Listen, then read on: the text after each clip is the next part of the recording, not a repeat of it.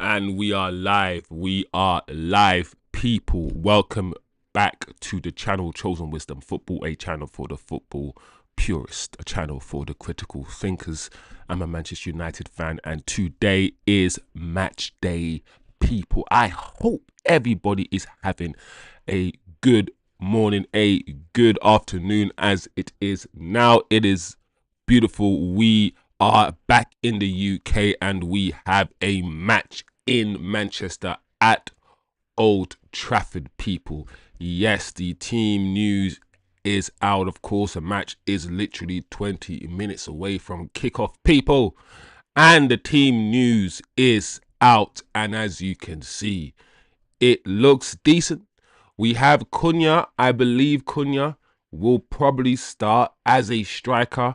I'm happy, so happy to see Heaven start. I want to see Heaven play. I don't want to see Luke Shaw anymore in this team. I really don't. So I'm happy that Heaven gets a start.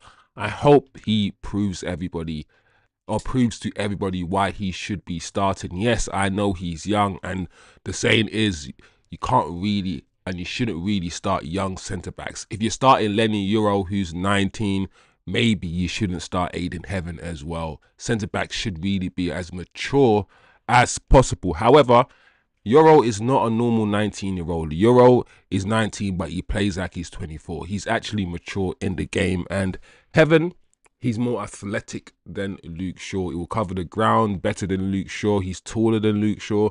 That spot, that left centre-back spot, people, is there for the taking. So Heaven starts, I believe, left centre-back.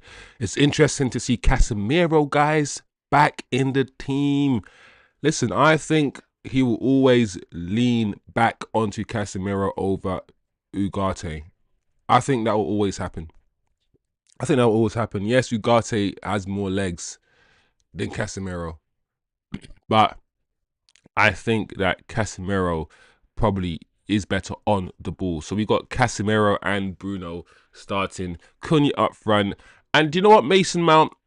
I'm not the biggest fan of Mason Mount. He's always injured. And on top of that, I think he's a very average player and he shouldn't be wearing the number 7 shirt. He should not be wearing the number 7 shirt. However, I will say this.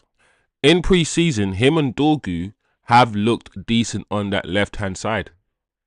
Him and Dorgu have linked up well. He set up Dorgu's first goal. And he almost set up Dorgu for a goal, you know, in the match before.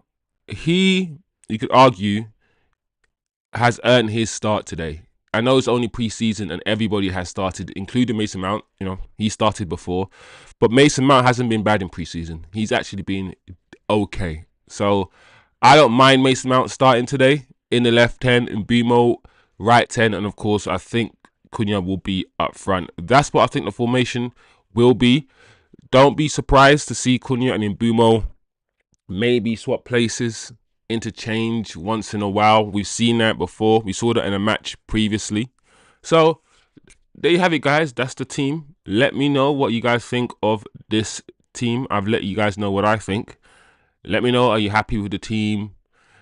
Big up the chat. Big up Turkish in the chat. Let's look at the news, because before we actually, you know, get into the game today and start talking about De Gea, who's going to be getting a send-off and so on and so forth. Let's have a look at any updated news. And there's one news that everyone is talking about right now is Carlos Baleba. Are you a believer? Are you guys believers? Are you guys believers? Because on the show yesterday, on the transfer show on this channel yesterday, I said that personal terms had already been agreed. I also said that we've already spoken to Baleba. We've agreed terms with him, his agent, and his camp. And over the next few days, we're going to start hearing news about certain agreements. And they're going to make it out like we've just now agreed personal terms, or we've just now decided to do this, or we've just now... These things have been worked on for a while. And I said the only thing really left to do now is for the two clubs to agree a fee. There won't be any issues on the player side. So news is in today, people. Good news, very, very good news, is that Baleba's agent is willing to reduce his commission to facilitate a move to Old Trafford. This is good news.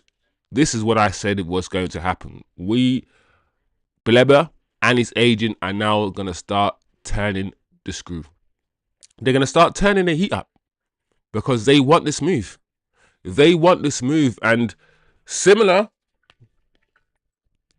to the Mbeumo situation, I think if we have the money, this move will happen because the player wants it. Brighton are open to it. It's just about Man United getting a fee, getting the money for him.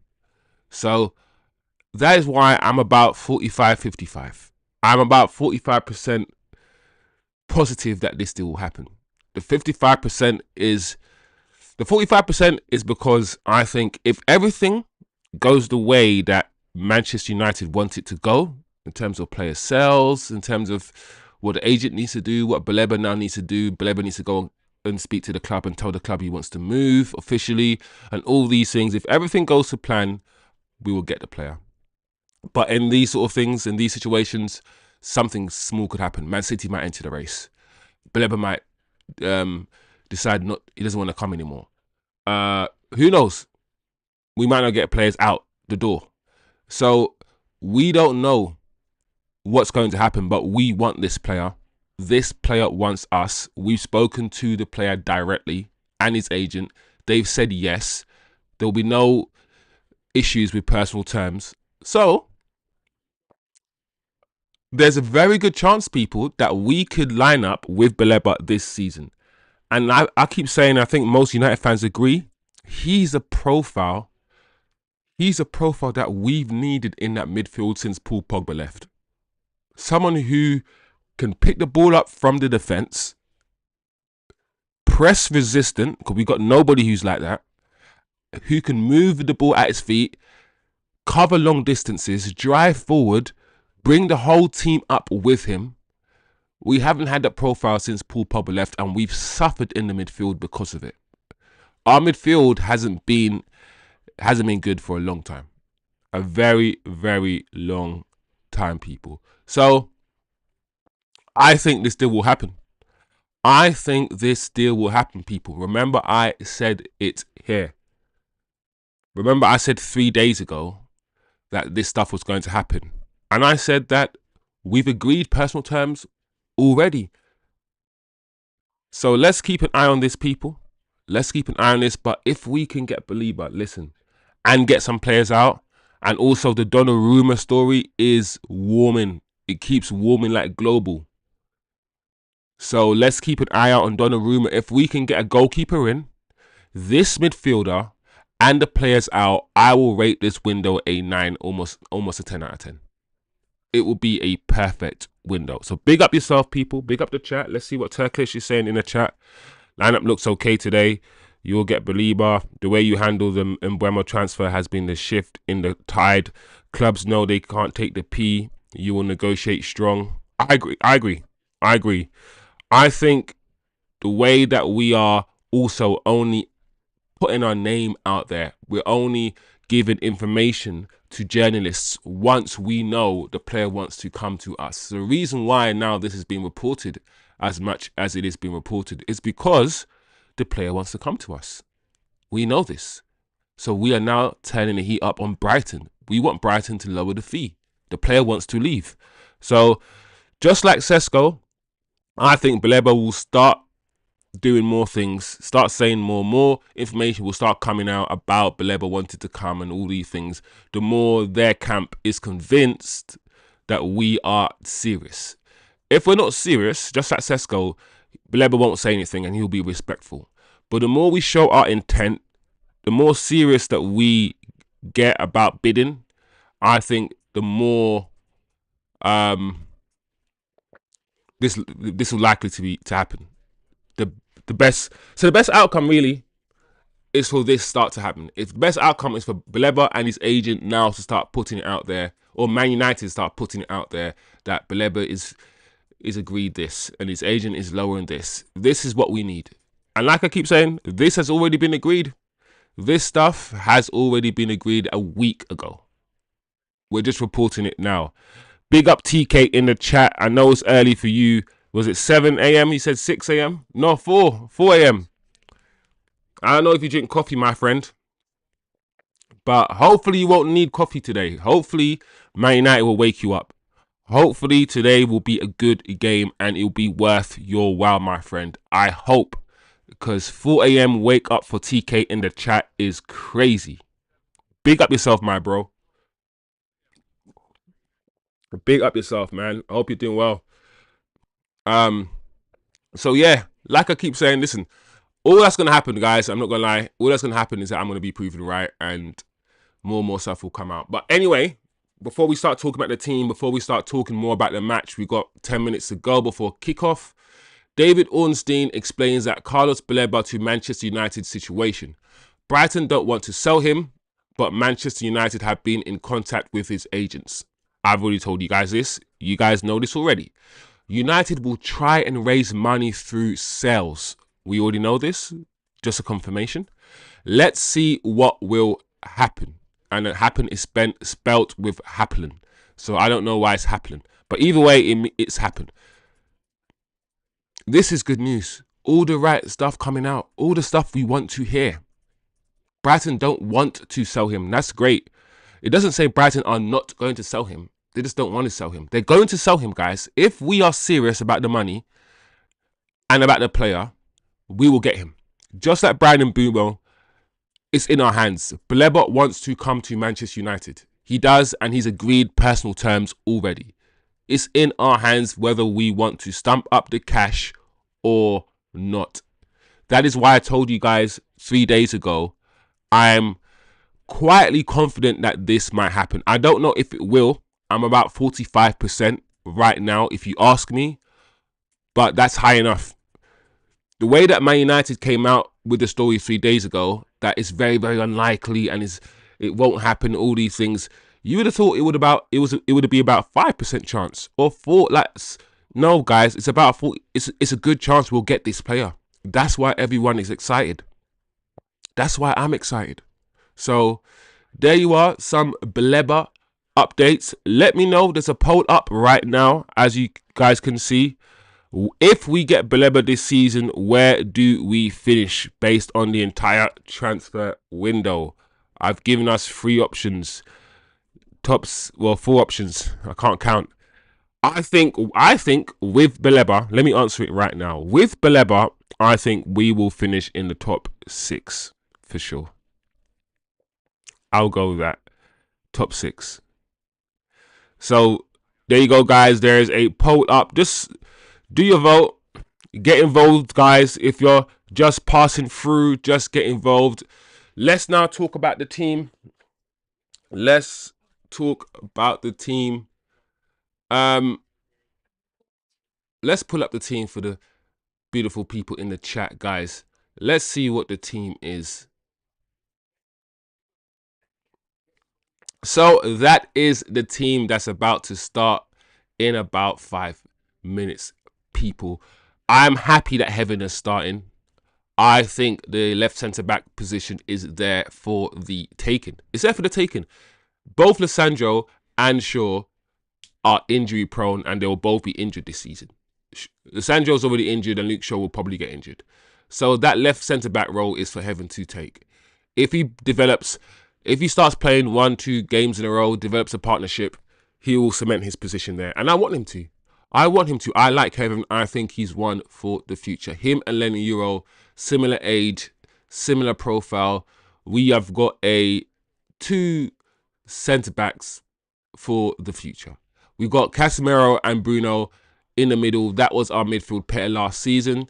The manager, I reckon, might go with that, or he might start the game with Arsenal against Arsenal with Ugarte. I don't know. I think it's a toss-up between Casemiro and Ugarte with regards to who's going to start against Arsenal. And we're going to start with Cunha today up front, which you've seen before. And Mason Mount. Mason Mount's had a decent pre-season when he's played, especially on that side with Dorgu. He's looked okay. He's linked up well with Dorgu. Like I said before, he set up Dorgu for his goal. And he almost set up Dorgu for another goal in the last game. So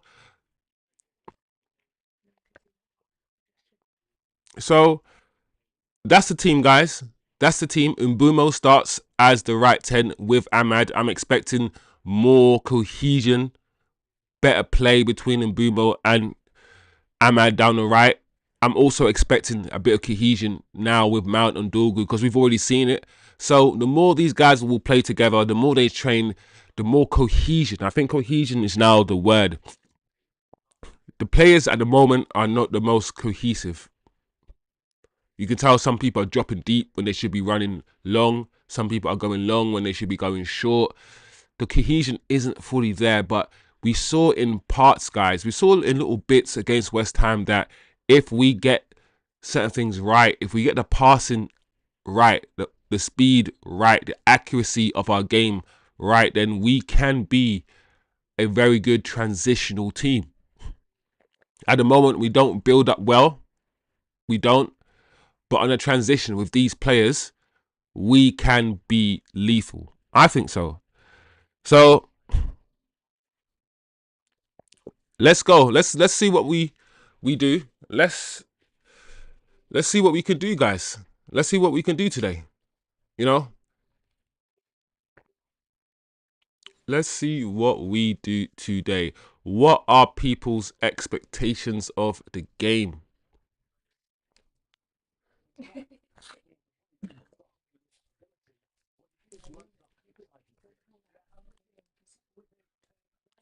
TK says, at this hour, no need to brew the coffee. I'll just straight snort the coffee grinds. Straight to your head, yeah? You ain't got time to let it die. Just, absorb into your system, bro. Just straight to the brain. I hear you, bro. Also, TK, you said you've got some friends over. Did you say in the last stream you're bringing some of your mates in the UK over or something? TK says Scarface style. Here we go, guys. We're about to get Cunha. Now here's the announcement of Cunha to Old Trafford. This is the first time we've played at Old Trafford since we've got a new signings. So Cunha's coming out first to an applause by Old Trafford faithful. Well done, man. I'm so happy we've got this player, bro. There you go. He's not intimidated by the crowd, by the applause. He's just walking in, steely-eyed, focused. Here we go. Who's next up, people? Who's next? Diego Leone is next. Number 35, guys. So Diego Leone has number 35, and he used to be number 30. So does it mean SESKO will wear the number 30, guys? Does it mean he will wear the number 30? Diego Leone has changed number from 35 to number 30. TK says in the chat, yes, two friends from Bristol. Are they up watching the game? Brian Mbeumo. Brian Mbeumo coming out to the applause at Old Trafford. Yeah, man. Look at Brian. Listen, stop calling Brian Mbeumo fat, people. Like, now more than ever, yeah, because the attack on our players has begun, guys. Yeah, the rhetorics have begun. The slander has started on our players, bro. And what usually happens is that we hear the slander, we start repeating ourselves within our own fan base, and by, here we go, Benjamin SESKO. There you go. Look how tall this guy is. This guy is tall. Look at him. He's beaming. He's cheesing. That smile is going from eye to eye. You know when they say they're going from ear to ear? Nah, man. His smile's up here, bro. His smile's going from eye to eye. Well done, SESKO. He's enjoying it. He's buzzing. Look at him. He's buzzing. SESKO. SESKO. SESKO. Hey, are you mad? Oh my gosh. If you told me we were gonna end up with Cunha and Mbeumo and SESKO, I would have slapped you and your grandma too. Poor grandma. Poor grandma. But she would have needed a slap. Just because I wouldn't be able to contain my excitement. So she would have needed a slap as well, unfortunately. But I would have kissed her and I would have said sorry afterwards. If you told me we were going to get these players, man. Now the players are walking out as well, guys. I'm buzzing, man. I'm buzzing. Let's see what the chat is saying. You guys buzzing? Milton says, hi, Wiz. You would be a good coach and also analyst. Great knowledge. Big up Milton in the mother effing chat. Speaking the facts, I would be a good coach.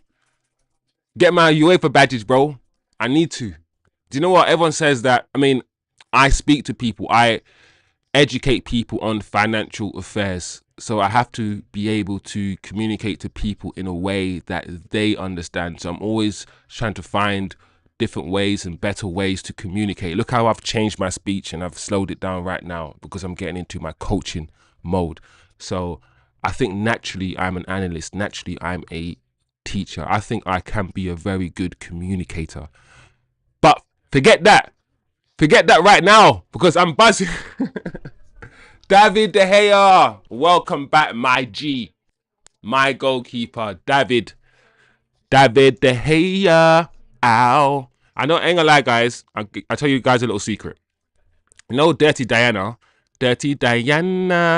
Ow.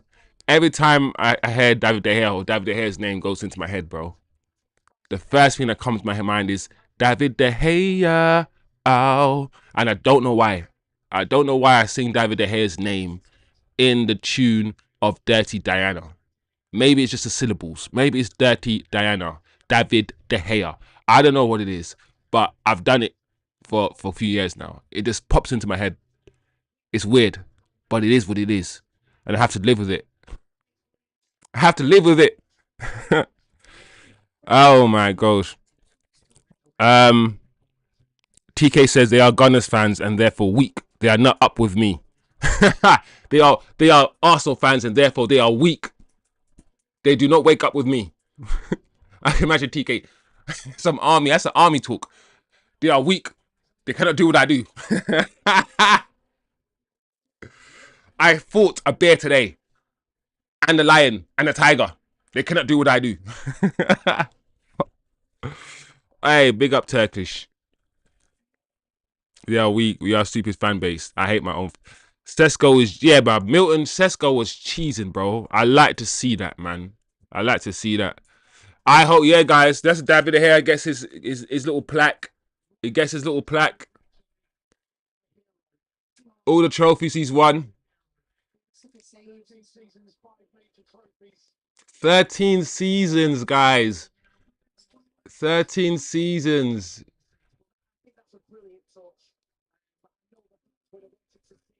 Oh, he wants to take a picture of his daughter. Oh, this is good, guys. I like this stuff. 13 years, man. Like I keep saying, yeah, we're a fan base that's so toxic, yeah. A man will come here, spend 5-6 years at this club, guys, win trophies, but because he ends on bad terms. So 100%, this is the time span of a man's career. Good. Ends on bad terms, and therefore you got to boo him, and his legacy is forever forgotten. No, bro, that's weird, bro. What about the 99% of all the good things that players done? What about that? Our relationship with footballers as fans, it's crazy how we think. It's weird. We're not objective. It's like, bro, I'm not saying he got booed or he's going to get booed or anything like that. But I'm just saying in general, a lot of fans, when you leave the club and you don't leave the club on good terms, everything good that you've done before is just done. It's eliminated. And they go on and say things like your legacy is done. And no, bro, I still won trophies, bro. I still won trophies here. Just because I said I want to leave, it doesn't mean my legacy is tainted, bro. I mean, maybe legacy is tainted might be the right word, but legacy destroyed, that's weird, man. So, big up Tim in the chat, man. Tim, 1999. Did someone mention Bristol? Yeah, we did, Tim. Bristol in the building. Tim in the building. We got Justice Gabriel in the building. And we are about to start. We are literally a few seconds away from kickoff, guys. Let's do this, man. Or we could get a Mbeumo. We could get Mbeumo up front and Cunha on the left. Cunha on the right and Mason Mount as a left 10. We'll see. I expect people. There we go. Kickoff. The game has started.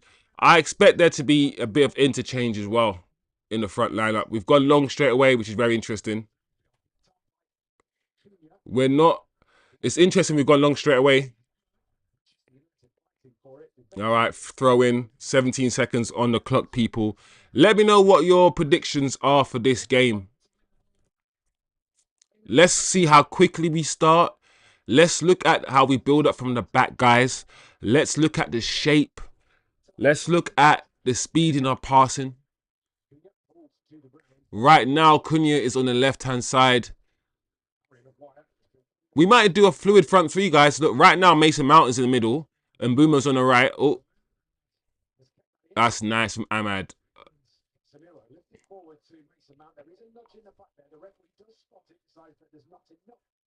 Yeah, because right now, guys, as you can see, Mbeumo's on the right, Mount's covering the middle, and Cunha's on the left. So, first minute in, my eyes are telling me that the manager wants the front three to be a little bit fluid. First minute in. So, we'll see how it develops, people, going further on. We're playing in a mid block right now. And I think we look decent in a mid block usually. So we'll see how we do, guys. We'll see how we do. TK in the chat says MJ songs remind me of a joke. How do you know it's bedtime at Michael Jackson's house? The big hand. Oh. Yeah, I need to be. No, I shouldn't laugh at that, man. That's crazy. That's wild, TK.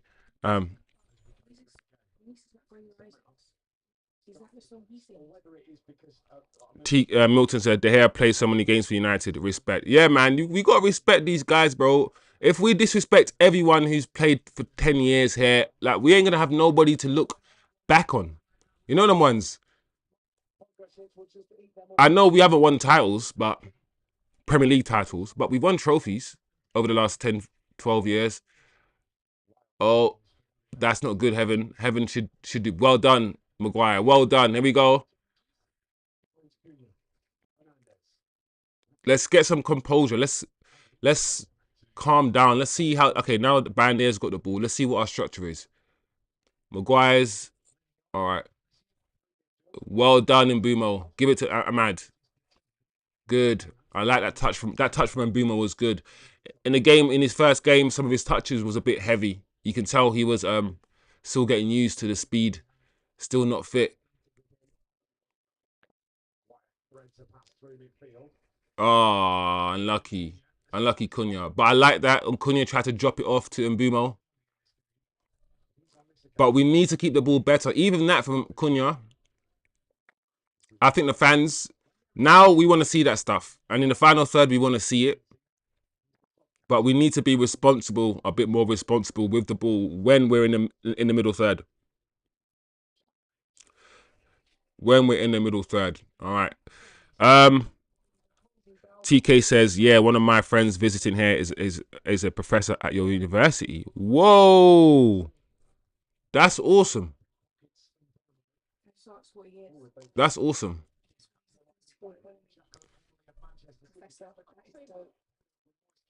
Oh, Moise Keane. He's a political. That's funny, TK. I studied economics at university. That's what my degree is in. Right? I got not political economics, but I got a degree in business economics. So that's quite interesting. That's probably why I have such, well, in my opinion, have an analytical mind, because I think the study of economics just broadens your understanding of so many different things. You can apply economics, what you learn, the structures, aggregate demand, production frontier models, stochastic modeling. You can apply all of these things to so many aspects. Behavioral science. Economics also studies psychology because it studies behavioral science. Why do people act the certain ways with regards to their money?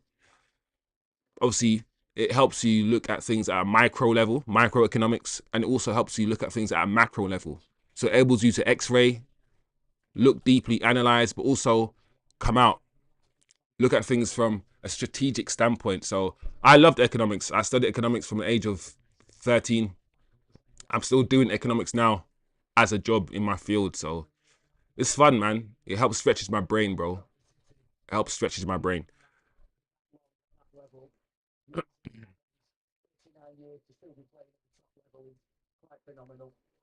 There we go, Dorgy. Well done. Take our time. Yeah, there we go. Mount Heaven. Heaven's looking a bit nervous. Give it back to the goalkeeper. Don't be scared of buying there, Heaven. That should have been buying there, I think. But Moises Keane was pressuring Heaven, boy. Yeah. Tim says 3-1. Tim, I'm with you, Tim. I thought, and in my preview for the game, which I didn't do, but when I spoke about the game before, I was saying 3-1 to Manchester United. On paper, this feels like a 3-1 game, but we'll see. 5 minutes gone. Haven't really created a chance yet.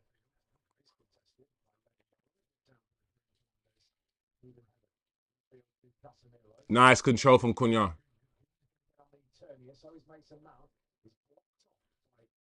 All right. Mason Mount was blocked off in that move.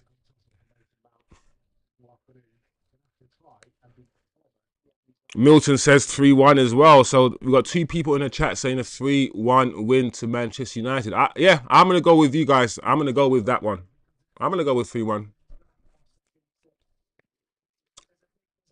So Fiorentina playing out with a back 4. Nice. Oh, lucky Ahmad. So far, guys, this game is not the most intense game so far. There we go, Dorgu. Well done, Dorgu.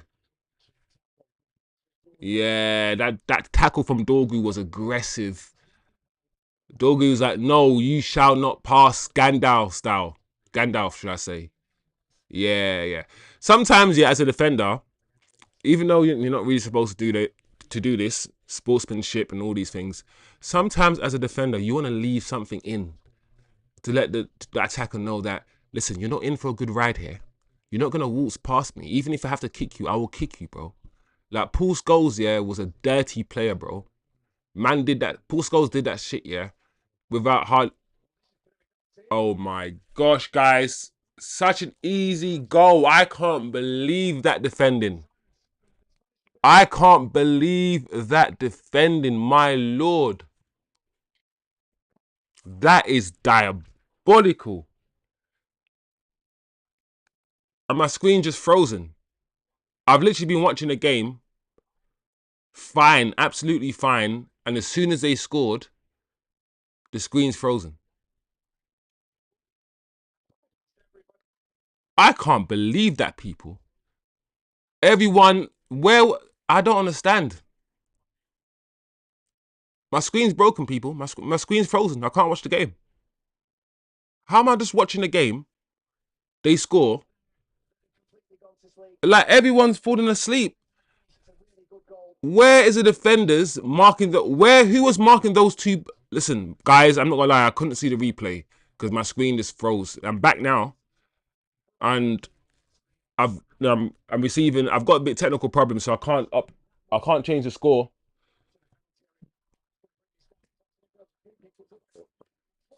But that is insane, people. That is crazy. I don't understand, yeah. Who was I man needs to do better than this, man. I'm not gonna lie, guys. We need to be putting pressure on Ahmad to use his right foot better, because Ahmad's now playing on the right hand side and he's gonna be cutting on his left all day long. We're gonna need him to go and use his right foot sometimes. Yeah, guys, this is crazy. I need to see that goal again, people, because I need to see that goal again, guys. I don't understand why there were two players. Why there were two players just unmarked in our box in lethal areas. It wasn't like these two players here were on the edge of the box on unmarked. These two players looked like they were in our box at a corner, completely unmarked. Like, how is that even a thing? Yeah, guys, I definitely need to see that goal again. That is some bullock doo-doo, bro. That is some bullock doo-doo.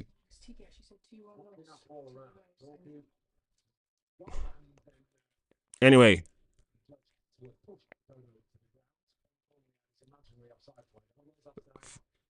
TK said Fiorentina 2, Man United 1. TK already said we're gonna lose. TK came and he manifested this. No, we don't do this. We can't be blaming Fiorentina scoring on TK. Let's not do that.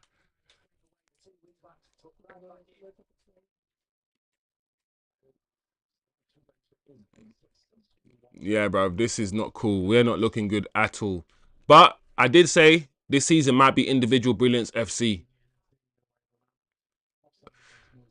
It might be individual brilliance FC.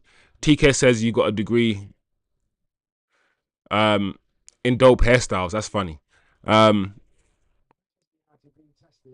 Tim's sociology. Oh, see? I wouldn't mind studying sociology or psychology, to be fair. Either next year or 2010, I'm coming to Bristol in the UK. I've been in many places, but never UK. TK's never been to the UK. Bristol. Go to Bath as well, TK. Bath is a nice place to go.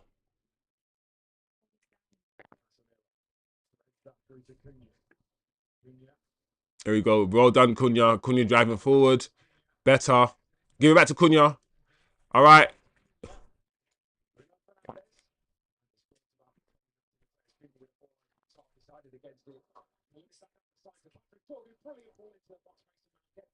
Unlucky. It looks like the left-hand side is going to be the side right now because the problem with the right-hand side, guys, is that Ahmad is going to want to tuck in and go in field.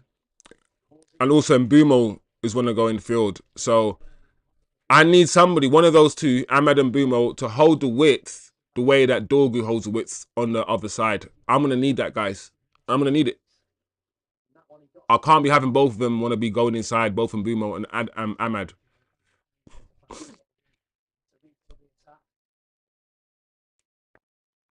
Anyway.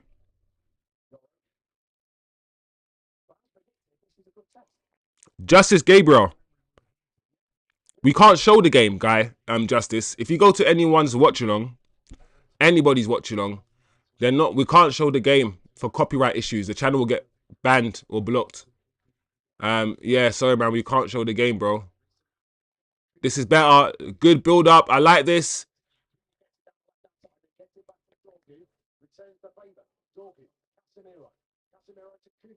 This is better, guys. Oh, Dorgu. But you know what? Do you know what? I like the build up. It was good build up. The ball just got underneath Dorgu's feet, and those are the kind of situations that when Dorgu finds himself, we're gonna demand more from him. Dorgu has improved and he's shown promise in pre-season, but we still need his end product. We still need, more from him when he's in a box, Dorgu. But that build-up wasn't bad, guys. Some decent passages of play.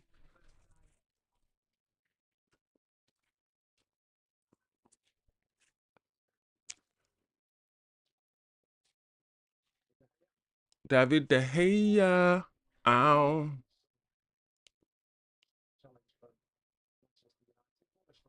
There we go. Well done, guys. Oh, man. Come on,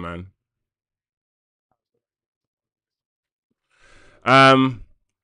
Milton said, who scored? A guy called Soam. Soam from Fiorentina scored from the corner, Milton. It was a corner, unmarked, side foot finish, bottom corner.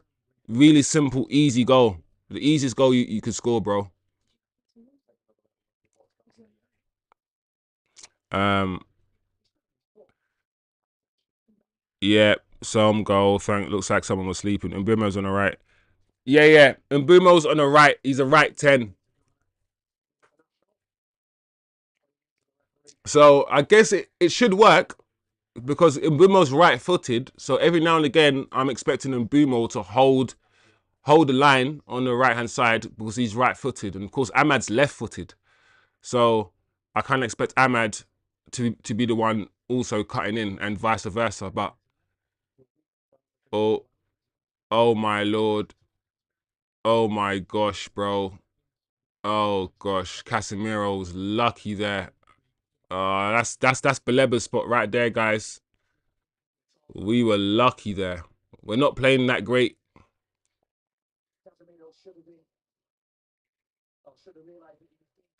Oh, okay. What can we do here? Give it to Mason Mount. Oh, Cass. Too slow. Oh, you had Mason Mount making that run there. Then you had on your left-hand side Dorgu and go on, Ahmad. Make a mount. It's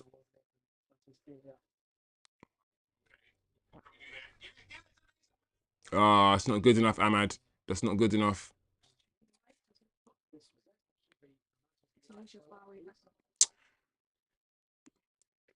There needs to be more intensity. This game at the moment is not as intense as the Bournemouth game. It's a bit more, I guess it's a bit more controlled, but at the same time, we're not pressing with the same intensity. So Fiorentina are a lot more comfortable on the ball than I reckon they should be. That's not good from Cunha. That wasn't good from Cunha. Cunha's been a bit sloppy, guys.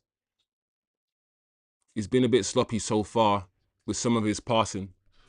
He's tried some little flicks, some little tricks that haven't pulled off. And in all honesty, it could have been best just passing the ball rather than trying to flick.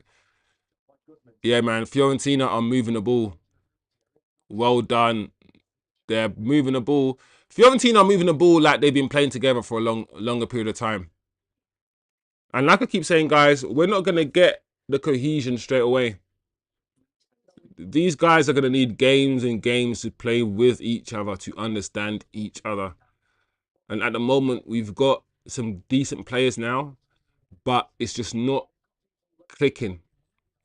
It's not the most comfortable. And you can tell, man. You can tell. Hmm? That is a weird pass back. Also, huh? Also, guys, most of the time, as you can see, it's Mason Mount playing that sort of false nine role. Because right now, as we got 17 minutes on the clock, 18 minutes on the clock, we got Cunha kind of on the left. We got a Mbeumo on the right, and we got Mason Mount still down the middle, which is similar to how we played against West Ham when we had Bruno down the middle. Very, very interesting. Very, very interesting.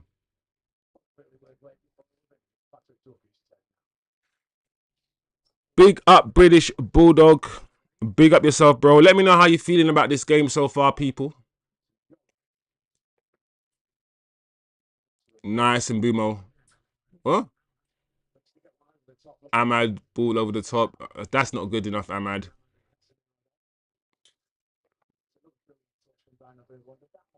That touch here from Brandon Mbeumo under pressure, bruv, was so nice, man. I'm liking his first touches in this game. I'm liking them. His little touch inside.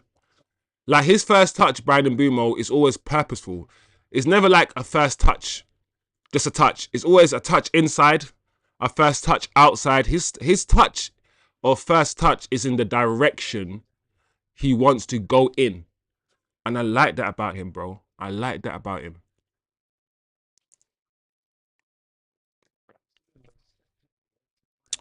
TK says Casemiro, another year older and another year slower. He's fossiled out. Yeah, Cass is dying, bro. Cass is he's bleeding out there, bro. It's a slow death for Cass. But Ugarte is so crap on the ball, bro. That's the problem. I just don't rate Ugarte on the ball. Fiorentina are playing well, man. They're evading our press.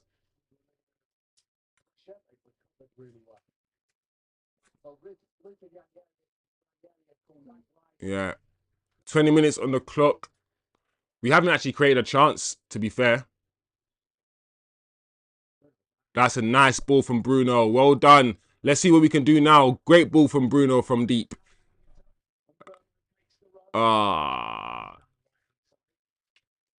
Thing is, Fiorentina got players back so quickly. And we are not very inventive, not very creative with our runs. I don't know if Mbeumo should have made that run outside. Yeah, I don't know if that was the right run. We're not... That run from Brandon Mbeumo wasn't the right run to make in that situation. But here we are. Free kick to Manchester United, people.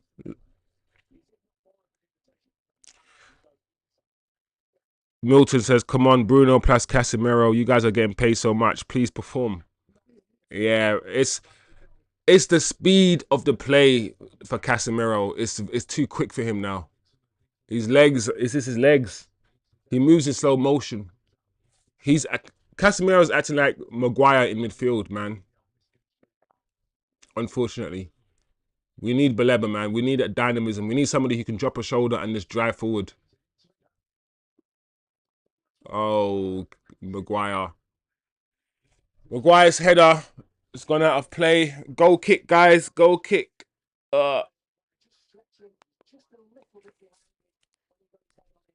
Yeah, decent set piece from Mbeumo. I think Mbeumo will be on a lot of set pieces this year for Man United. I think there was a stat that says he put in the most amount of crosses in the league last season, Mbeumo. So he's going to be putting in a lot of crosses. And if now that we've got this 6'5" giant lamppost, I'm expecting crosses. I'm expecting what? No, that wasn't a foul. No, on Heaven.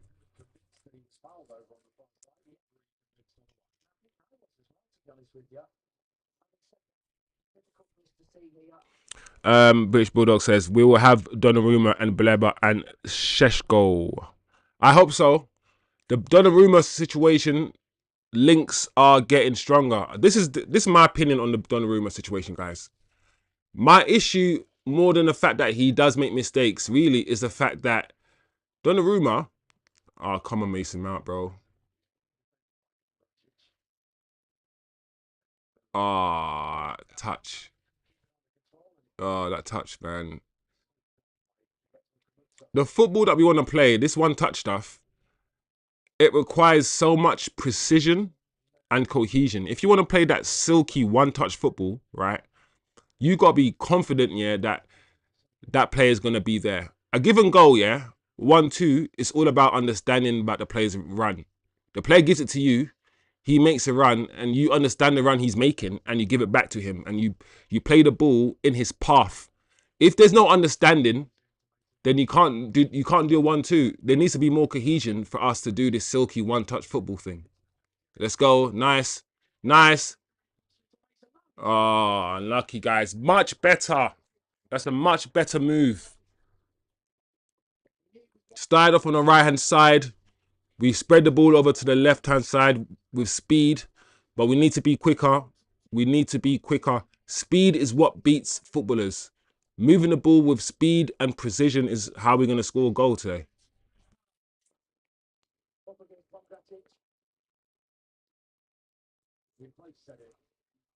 But yeah, corner to Man United. Let's see what Bruno's going to do with this set piece. Oh, what's going on here? What's happening here, guys? What's happened? What's happened? We've scored. We've scored, but it looks Calamitous. So what's going on? 2 set pieces. All right, let's see what happens here. What? Is that Casemiro? Hold on, let's see this again. I can't tell, guys. It might be an own goal. Is it an own goal? Nah, it's an own goal. Listen, own goal, guys. We'll take it. Listen. At the end of the day, yeah, that madness at the corner flag, yeah, the goal that we conceded, yeah, I can't see us conceding loads of goals like that. The space that, what the hell?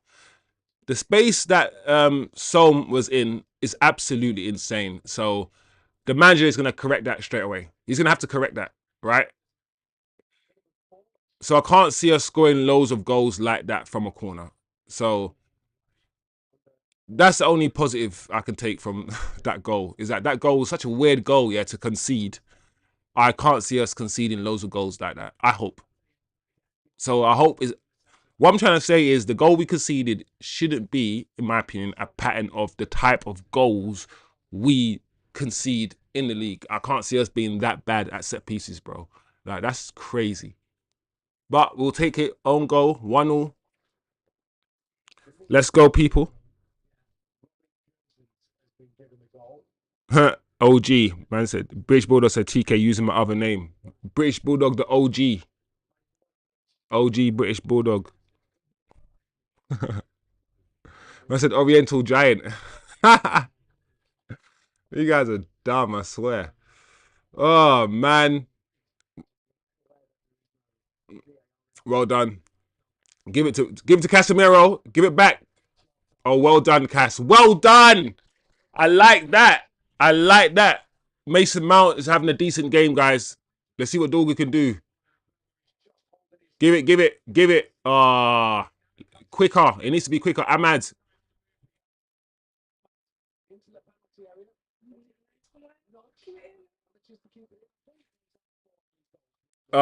Goal kick, Ahmad. Oh, man. Ahmad doesn't have that same drive and strength of running that Dorgu has. Ahmad's thing is more silky. It's more smooth. It's more techie. Dorgu runs like a train. Dorgu flattens you when he runs. Ahmad runs between you. That's the one thing I wish Ahmad had. I wish Ahmad had that upper body strength, yeah, where he, like Saka does. You know how Saka...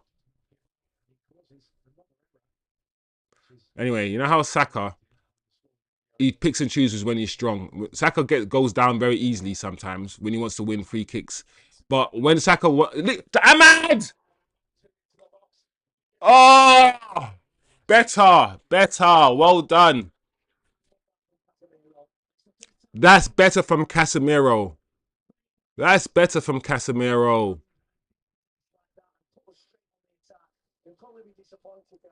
Yeah, we also need to do better in those situations. The channels, right?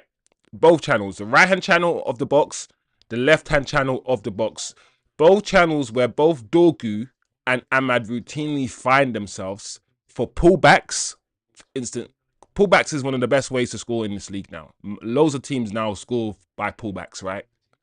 We need to do better in those situations. We find ourselves, our wing backs find themselves in those situations often, but we don't do well in those situations. We don't.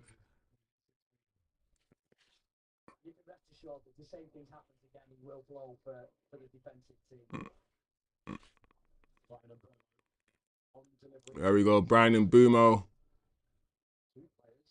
Like I said, he's going to take a lot of set pieces, isn't he? He's now taking the corners. Let's see what happens from here. Another goal, maybe. Oh! Another corner. That's the thing about Casemiro, right? Casemiro is so dangerous from set pieces. How many goals has this guy? That's the problem I have with the Casemiro talk, is that it has to be a rounded conversation about Casemiro. It has to be he's lost his legs. He can't play in that midfield because of the pace of the midfield. However, he's the best defensive midfielder on the ball that we have, and set pieces, attacking and defending. Oh, we go finish. What? David De Gea. David. Oh, David De Gea, you idiot. Get lost.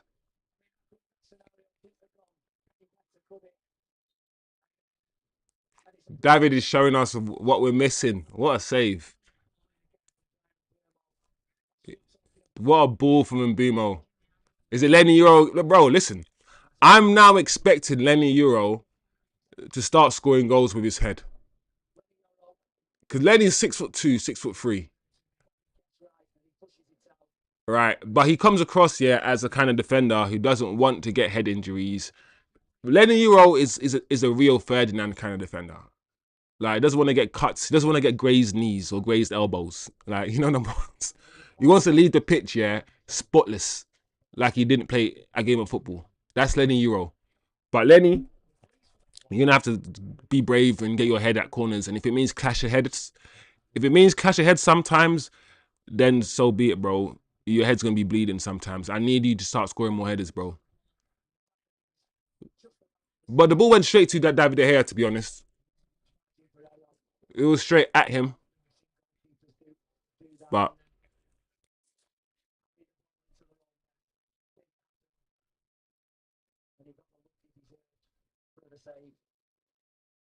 so I think we're in the game now, guys. I think we've settled down a little bit. We're starting to pass the ball a little bit better.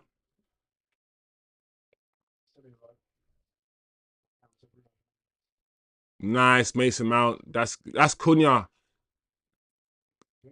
Oh, Cunha, so good. Well done, Mount. Listen, I'm liking Mason Mount, you know. I don't mind Mason Mount right now. Cunha and Mbeumo just couldn't. Ahmad, you're on the wrong side of him, Ahmad. That's why you fouled him. It will come. I can tell you, those little given goals. Like I said, one thing that we're doing, and you guys watch my video, my analysis video, the overloads that we're doing in the middle of the park in order to create space for the wing backs. Mason Mount, the 210s are coming inside in order to do that one-touch football, in order to do the give and go stuff. The 210s have to come together, right?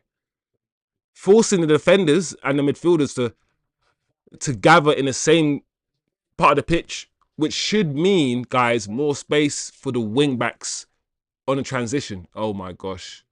What a ball, almost what a ball to Moise Keane. But Ahmad came back. Let's see Ahmad's defensive responsibilities. Stand him up, Ahmad. Don't let him just... Oh, no, Ahmad. Get up. No, Ahmad. All right, good. Don't go sliding in, Ahmad. Don't do it. British Bulldog, play much better. Yeah, I agree, British Bulldog. I want to see what the team looks like eventually when we are composed, when we're calm, and when we're confident. Because this is a team, yeah, that's still unsure of itself, still finding its feet. You know? If Mount can stay fit, he's a good... thing is, my main beef with Mount is his injuries. That's my main beef with Mount. He's not fit. And that's not, you can argue that's not Mount. It is Mount because it's his body, but it's not his fault per se, because if your body fails you, your body fails you. And also the fact that he's not amazing at any one thing. And those players are good players. That's why the manager and coaches in general like players like that. He's somebody who is a 6 out of 10. He's a passer, 6 out of 10 dribbler. He's got good... Mason Mount, yeah. And I always say this about Mason Mount. He has good footballing fundamentals. His foundation level, his fundamental basics, the ability to control the ball, the ability to keep his head up and look for a pass, the ability to find a pass, the ability to shoot. His football, just basic fundamentals, are good. But that's just it. They're just good. He doesn't excel at any one thing. So it's not really a criticism. That's why he is that player that when we're playing well, he will look good. But when we're playing badly, he's not the kind of player that will drag us out of anything. He's not going to do a mazy run and do anything special, but he's just sound. And sometimes you need a squad like that. You need a Darren Fletcher. You need somebody who is just sound, who could do a job. Mason Mount probably shouldn't be long-term first-team starter for any team that wants to win the Premier League. But he's somebody who should be getting 150 grand, maybe not that much, 120 grand a week, coming in, filling a gap. I don't mind that. But when you're given a number 7 shirt at Man United and you're getting paid 250 grand a week or whatever he's getting paid, that's when I'm like,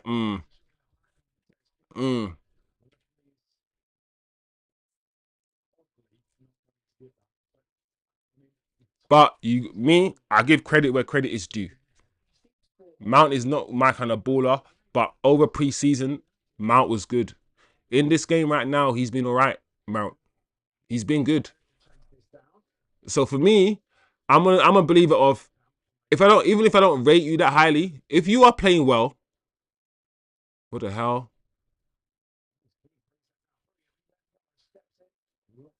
Well done, Lenny. If you are playing well, then I think you should be able to start the next game until you start playing badly. That's how football should be.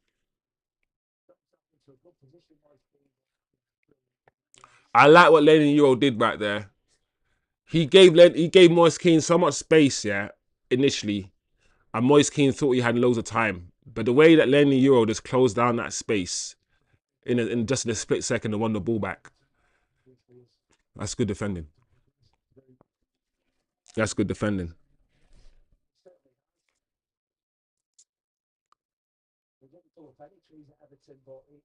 But yeah, guys, 1-1, 36 minutes on the clock.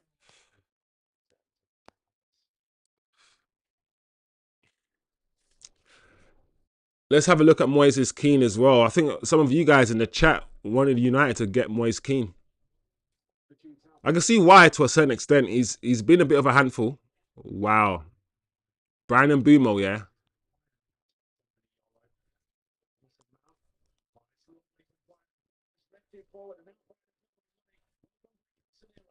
Oh, lucky Brian Mbeumo. I love that move, guys. I love that move. Casemiro's now starting to find his feet. That's the thing about Cas, bro. One thing about Casemiro, yeah, he's always going to be off the ball. That's like what we said about him off the ball. That's not going to change. Yeah, he takes a while to get into the game. I always watch Cas, yeah, in the first 10, 15 minutes, yeah, I'm always like, oh, Casemiro. But then after 25 minutes, 30 minutes, you start seeing him making some nice passes and doing some good stuff. That's nice. We're playing better now, guys. I like the way Bruno's playing as well. Bruno's playing well. He's playing very listen, I'm happy with Bruno's game. When Bruno plays that double pivot, he often plays more disciplined. And one of my beefs, my main beef with Bruno, is the way he gives the ball away, the way he spams the ball up in the air.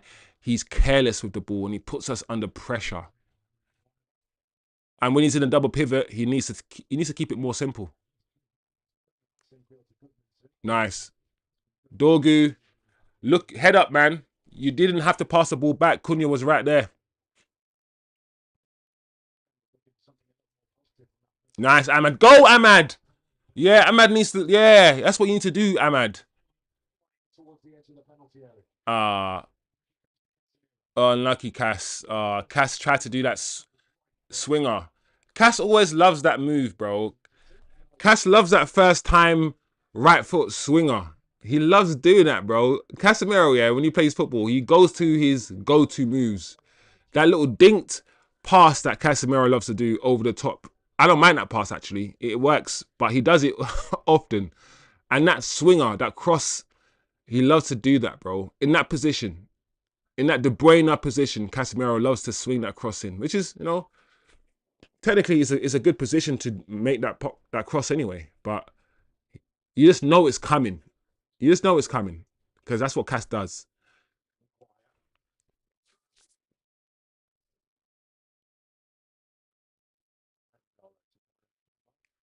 Yeah, every time Brian Mbeumo has got the ball, his first time passing, what a ball from Brian. What a ball. Oh, lucky. Has Brian Mbeumo lost pace? Because I'm expecting Brian Mbeumo, yeah, to flip in to get that ball. I'm expecting him to be the first one to the ball. He almost was. He almost was. I don't know. But yeah, that ball from Lenny Euro down the channel, we need to see that ball more often. We need to see that ball down the channel more often. But yeah, this is better, guys. After our equalising goal, we've been okay. We've been okay.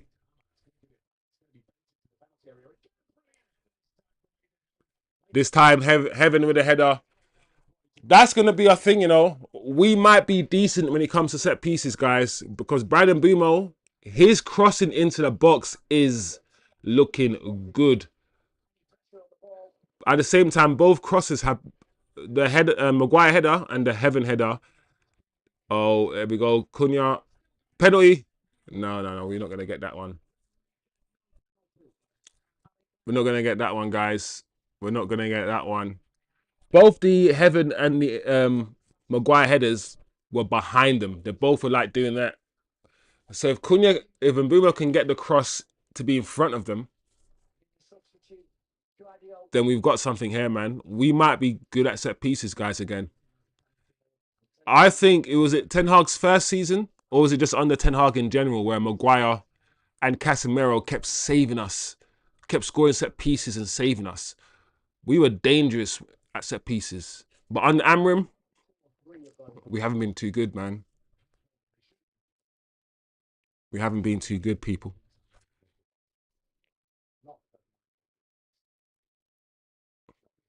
Well done. I like that pass from Heaven to Euro.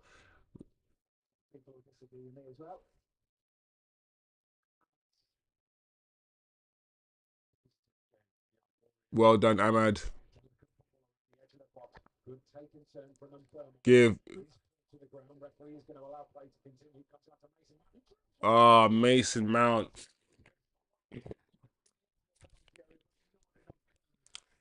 I don't know if that must be what was that for Mason Mount? He, I'm not gonna lie, yeah.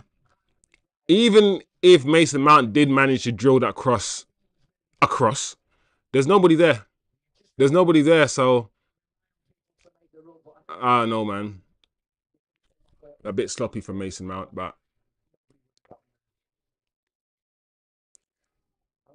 what was that from Mason? I don't know, TK. I don't understand what you know when you're trying to get into a player's head. Like, did Mason Mount? It wasn't a shot, right? So it was a cross, and if it was a cross, why is he volleying? Why is he volleying the cross like he's trying to shoot? If he's trying to pass it into the box or cross it into the box, why is he trying to volley it like that with his laces? That side volley. Why doesn't he just use the side of his foot to just cushion it into the box? That's better. Look the way we're pressing now. I don't understand why we weren't pressing like that when the match started. Much better. Oh, nice, Brian and Mbeumo. Nice and Mbeumo. I like this. See? Now we're pressing. But we're in control of this game now, guys. And I like this. I like this. Casemiro now has moved back into a centre back role to receive the ball. I like that. I like that a lot.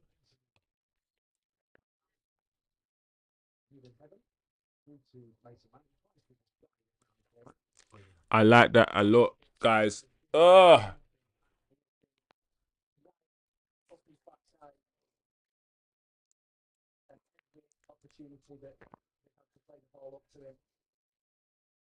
Hmm?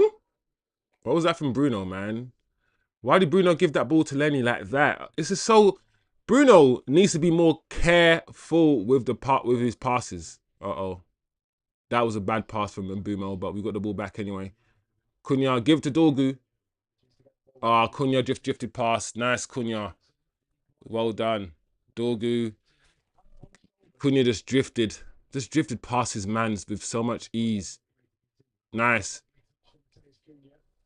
Oh, make a run, somebody.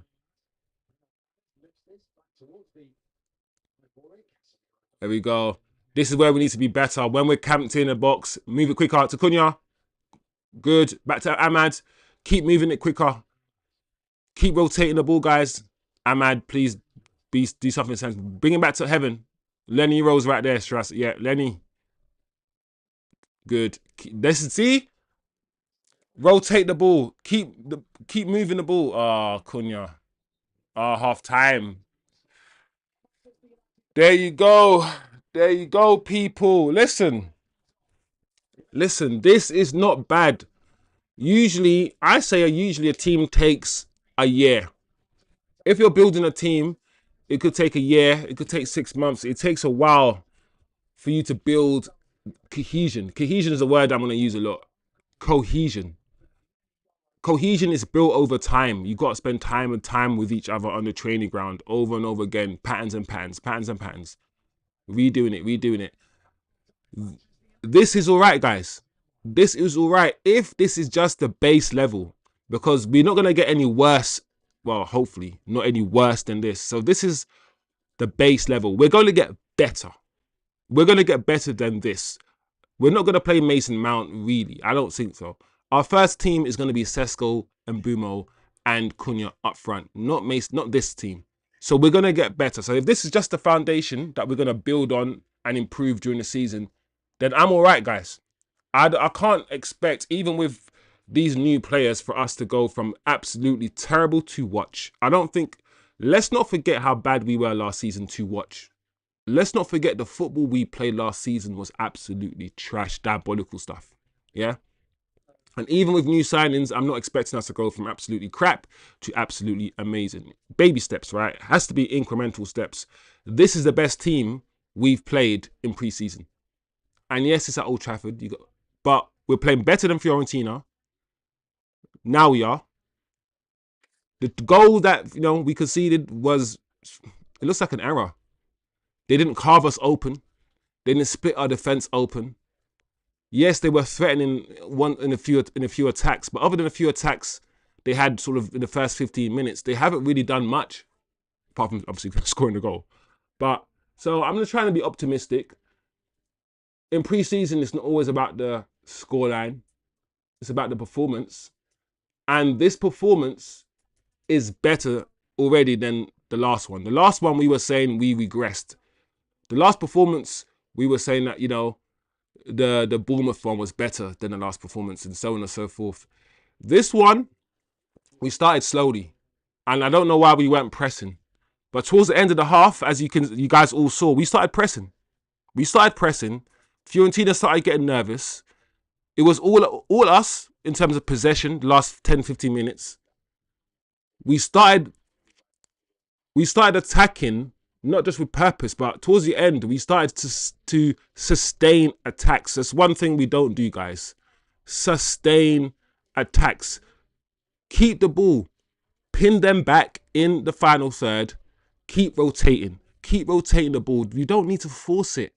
Do what Man City and Arsenal do. Keep moving it, and eventually we will find that space. There will be a gap. Somebody will lose focus. Somebody will lose concentration. A defender might not track someone back. Keep moving it. It's not bad, guys. This is not the worst. This is a good foundation to build on. And now we've got SESKO coming in as a striker who is going to run the channels, who's quicker than Mason Mount, quicker than Cunha. It is a decent foundation to build on. Like I said, Fiorentina are not a rubbish team. They're a good team. And we've played better.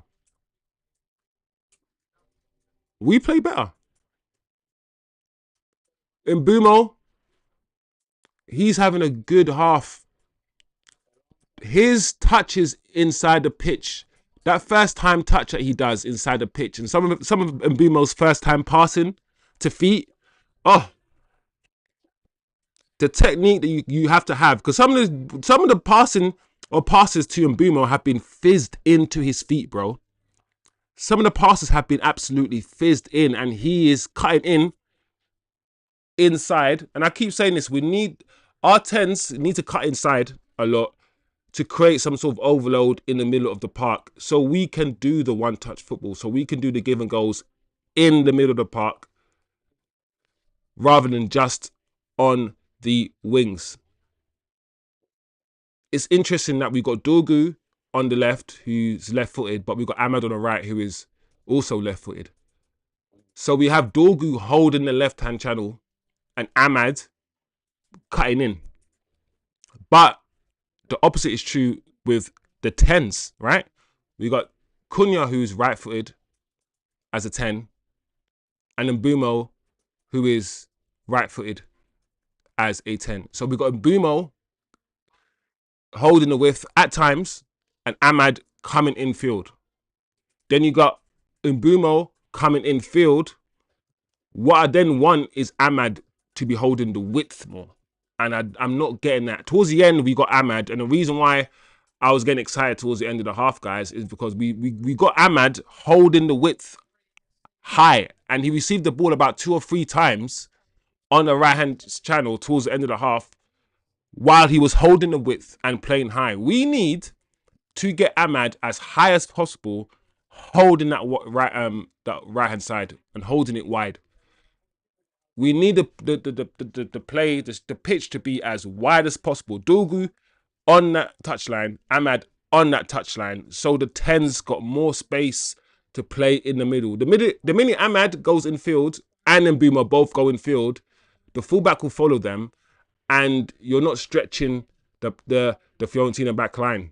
You're squeezing things a bit too much, and therefore there's less space to operate. So there's work to do in terms of the structure and our approach still. There's a lot to iron out, but so far it's been decent, people. It's been decent. Let's see what the chat is saying quickly. Let's see what the chat is saying. Milton, what was that from Mason Mount? That's half-time, people. We need to write them down, Wizzy. Wizzy, you know.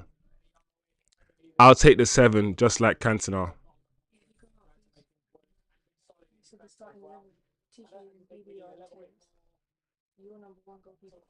I'm the goalkeeper, you know.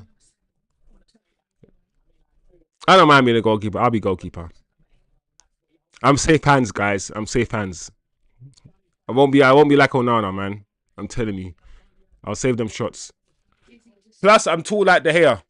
So, me and De Gea are the same height. Dizzy whistle, you know. That is the best work there. We hitting like people. Yeah, smash the like, people, if you're just passing through or if you're staying for a long time. Just smash that like button. It doesn't hurt. You know, the big channels will ask you to smash the like. They don't need the likes, bro. It's channels like this, we need the likes here, bro. Smash the like, people. I always wore 14 in my playing days. TK, you wore 14. Why? Because of Thierry Henry. Man said Turkish, please. Motherfucker, please. I'm a Man United fan, not because of Henry. I need to get Bleber in my team before the price goes up. Bro, we need to sign Bleber. We're gonna sign Bleber. We're gonna sign Bleber. Don't you worry. I'm not like as confident as I was with Mbeumo. And the way I was speaking about Mbeumo, like I was knowing some shit. And I did know some shit. So I'm not as confident, but I feel like it can be done, bro. I feel like we can get it done. So yeah, man. Carlos Baleba, where Casemiro is right now. And then Bruno goes to Saudi. Get some money from Bruno when he goes to Saudi, and then get Adam Wharton. And then you got flipping. Imagine Baleba and Adam Wharton in your midfield. That's crazy. That's crazy. By the end of next summer, guys, we could have Baleba and Adam Wharton in that midfield pivot, bro. Do you know how mad that is? Do you know how good that is? Adam Wharton and Baleba. 2 ballers, certified ballers in that midfield. insane. And don't get twisted, guys. Like, just because we've got Mbeumo and Cunha this season, doesn't mean that if another number 10, yeah, is on the market next season who's just absolutely sick, we won't get the other number 10 and flip and put one of these guys on. Listen, I've got no loyalty when it comes. Listen, I just want the best players and I want my team to succeed. I think, yeah, we need a centre back. The more I'm starting to think about it, people, and we need to have the conversation, I think the next phase of this Man United rebuild is to get that ball playing centre back, that centre back who is quick, as quick as Lenny Euro and Heaven is, dominant in the air, can step into that midfield the way the manager wants him to, and can play ball.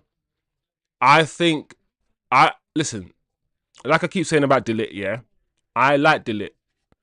But I was expecting De Ligt, if I'm being totally honest with you guys, I like De Ligt, but I was expecting him to be a bit better than he's shown. I don't think Maguire is quick enough. And neither De Ligt or Maguire are quick enough. And I think that is why, another reason why he's tasks the right and left centre-backs to drive forward and also be the ones to drive back and help sweep up. Because neither one of our centre-backs, De Ligt or Maguire, really are quick, really, really quick.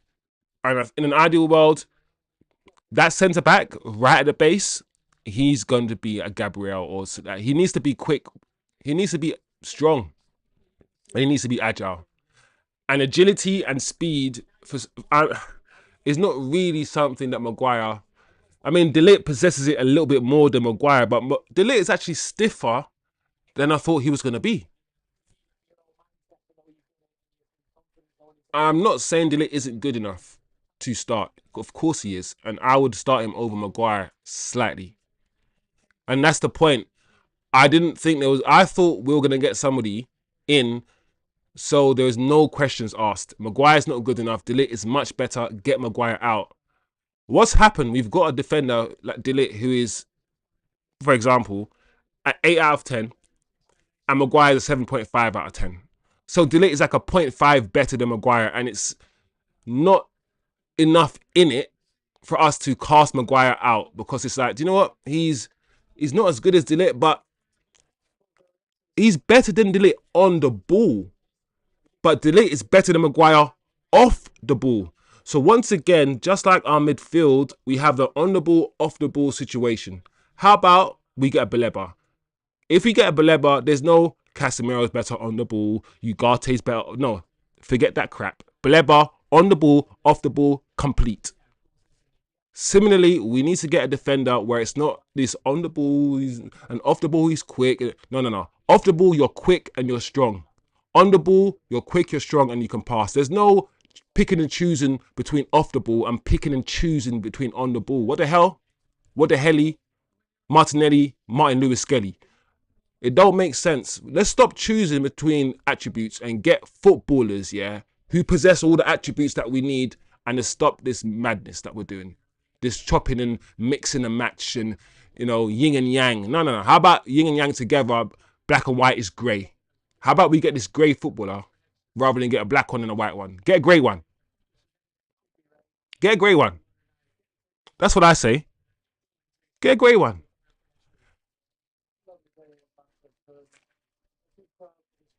I'm no Ineos fan, but they seem to only let it be known they want a player, then they get... Yeah.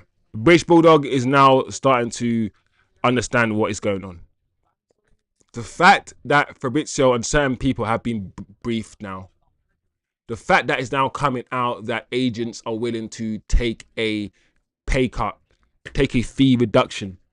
Baleba's agent has come out and says, I'm willing to take a reduction in my fee to get this done. No smoke with that fire. Personal terms have already been agreed, people.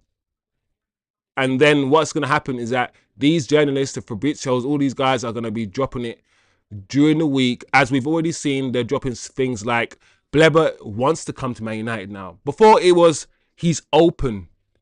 Now it's going to be he wants to come. Listen, they're going to do this drip feed of information stuff. You guys on this channel already know. I've told you. He's already agreed personal terms. That's not a problem. The only issue, just like the Mbeumo situation, is if Man United will dance. Will we dance? Will we cough up the money? That's the only issue now. Then he's our player and we move on. That is why I'm quietly confident, people. Quietly. Of course, the deal might still not happen. It might fall through.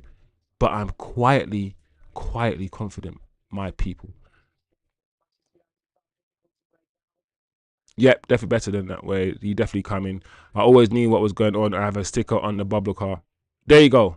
British Bulldog has a sticker on his bubble car. So he knew. He understood.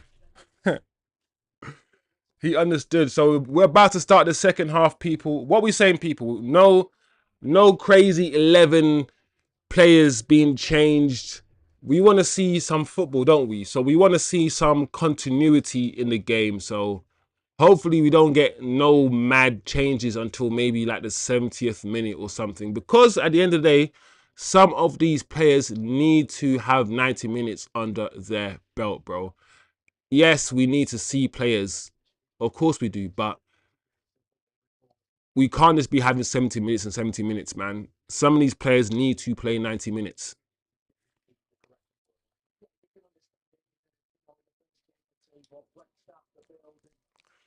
TK in the chat says United are inching it in with Baleba, like Turk and BB on a Friday night. yeah, they're turning the screw. Man United are turning the screw, bro. Like, and then next week we're gonna hear more things. We're gonna hear more things. So let it begin. Let it begin, guys. The saga is beginning.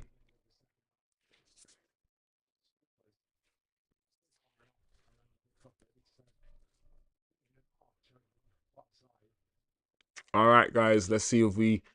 What is this kind of kickoff? Why the sprinklers gone on? The sprinklers are on. It looks like he's spraying the people. All right, it's off now. That's funny, man. That is funny. That's funny. All right, guys. Listen, I reckon if we can, the way that we finished this first half, right? If we can maintain that, the way we finished for the second half, we'll win this game.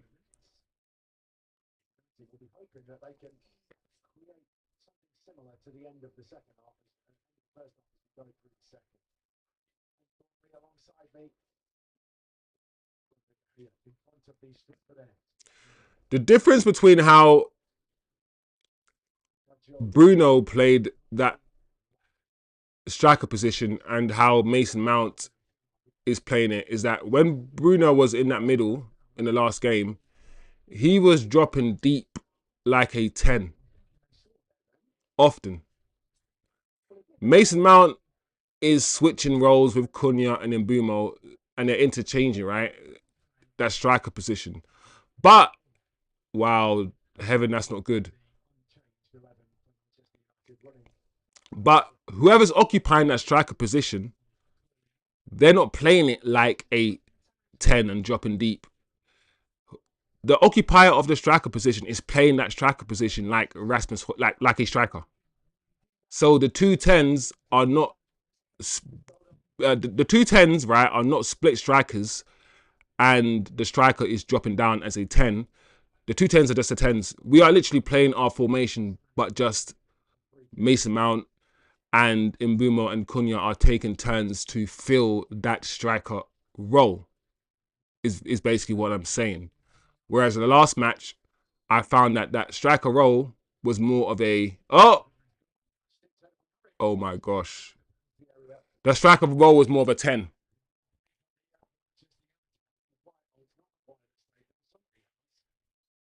Oh, someone's injured. What's going on here? I thought that was a counter. What's happening here? Who's that? Is that Lenny Euro? Is that Lenny? Lenny? No. Lenny, we can't be having you injured, bro. What's funny about this situation is that I literally just spoke about Lenny Euro being brave. Oh, the ball went to his face.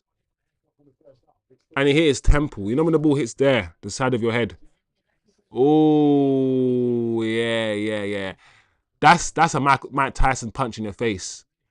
That's a knockout right there, bro. Yeah, yeah. I get it. Head injury, people. Um, anyone upset we got SESKO instead of Delap? I ain't TK. Like, I know Delap was our first choice, 30 million, and that's one of the reasons why he was our first choice. One, he's affordable. Two, he's English, bro. Like, one thing that's important, guys, that English quota thing isn't a bias and a bum. One of the reasons why we're keeping Maguire, Shaw, and Mount and these sort of players is not because we overly rate them highly. It's because there's an English quota that we have to abide to. Um, Delap, Delap is very raw as well. You know, when I watch Delap, he's very rough around the edges as well. I think SESKO is the more polished footballer at this stage than Delap. I still think Delap is alright. I think he'll be good for Chelsea. But I'm happy that we got SESKO over Delap. I'm not gonna lie. I am. I think SESKO's ceilings, you know, I'm not always a fan when people say this, but I think SESKO's ceilings higher than Delap's.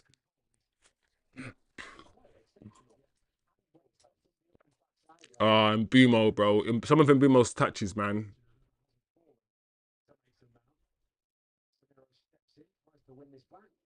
Keeper?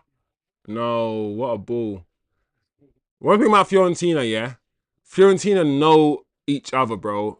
Fiorentina are making so many blind passes. Oh no, what a header. We need to be better. Fiorentina are making so many like passes, like first time passes without even looking up. Without even looking up, because they just know how they play. And that's where we need to get to. We need to get to a point where things are just automatic. We don't need to think too much. We need to get to a point where Bruno has the ball and he just knows that Ahmad's going to overlap. You just know that this person is going to make this run here. You just know cohesion. And therefore you lay the ball off or you do certain things. We're not there yet. Everything we're doing here, we have to think about it. Still have to think about it. And football, there's no time to think. Everything is a split second. Bam, bam, bam. Quick, quick, quick. So we need to get to the point where we're not thinking too much and everything is just flowing. And that will take a bit of time. Ah, oh, man. Come on, guys. Much better. Much better, Bruno. I'm liking Bruno today, guys. I'm not going to lie. I'm liking the way Bruno's playing today. Oh, that's not good.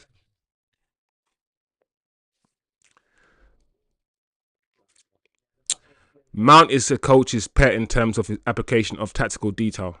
That's why managers love him. Watch his decisions at 9, because that's why the manager wants from the 9. Yeah, yeah. I've said, yeah, I agree with Oz. Mount is technically sound without being amazing, and he follows, because he's technically sound, because he can do most things at a good level, right? Wow. Wow, heaven, good clearance. Because he can do, that means he's able to carry out instructions. You can't carry out instructions if you can't do the thing. If a manager wants you to drop deep, hold the ball up and pass it back, if you can't control the ball, then you can't carry out those instructions. Because Mason Mount has a tactical level or technical level that is always sound. He ticks a lot of boxes.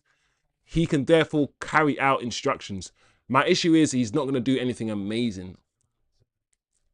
He's not an 8 out of 10 at anything.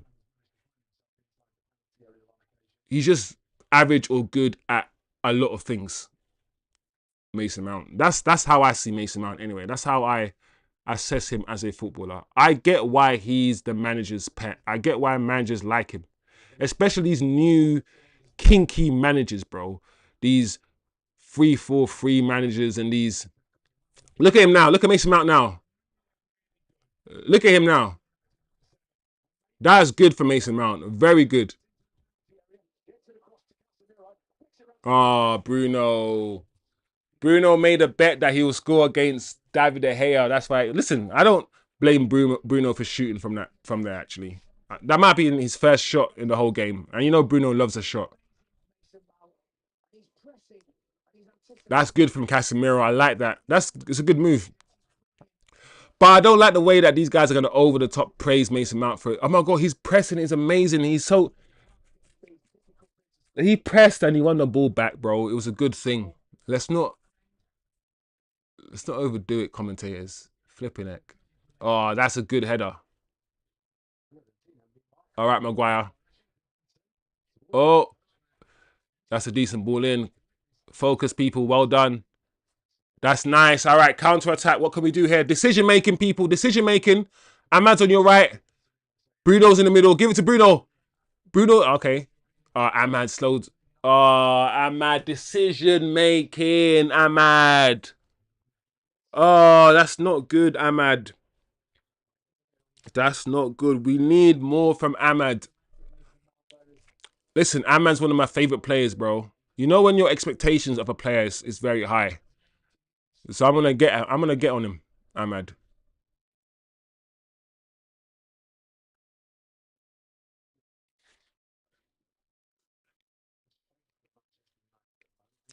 Big up yourself though, Oz. How you doing, man? I hope you're good, Oz. Hope you are doing well, my friend. Osman the Oracle. Yeah, that's his name. Osman the Oracle.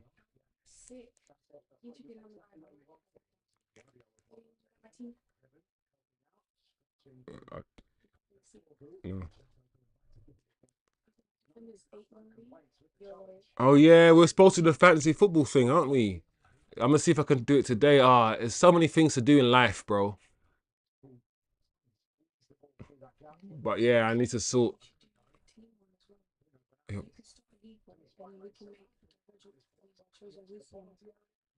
But how would we do like one team, a whole team? Would we vote on the players or something? Oh, right, yeah. All right. I'm just trying to think how we do it. So I'm not a fantasy football expert. So we do a fantasy football league for all of us in the chat, and then we do like one team with everyone. And then then what league will we be in as a team? Against each other? What do you mean against who? Ah! Hey! Bro!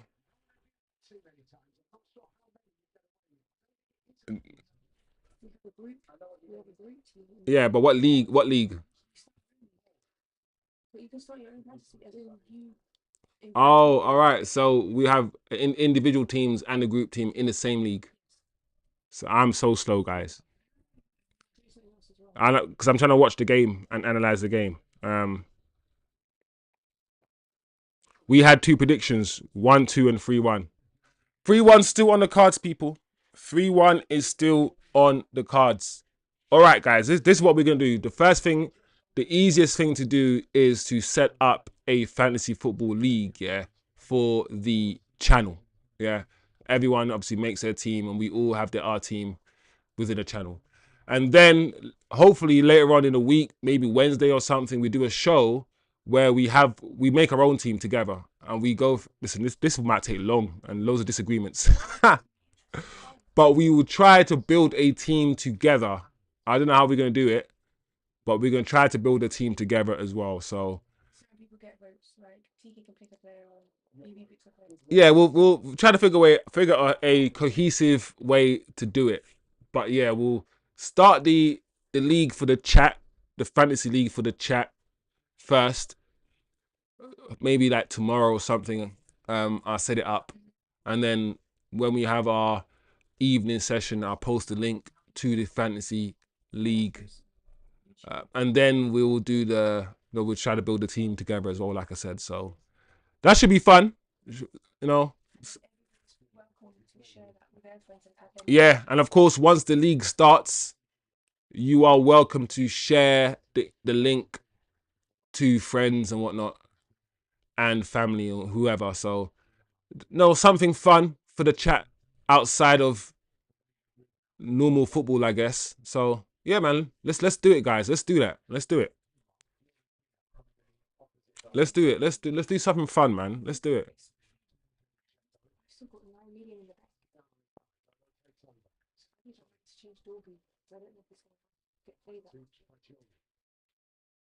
All right, Fiorentina got some possession now.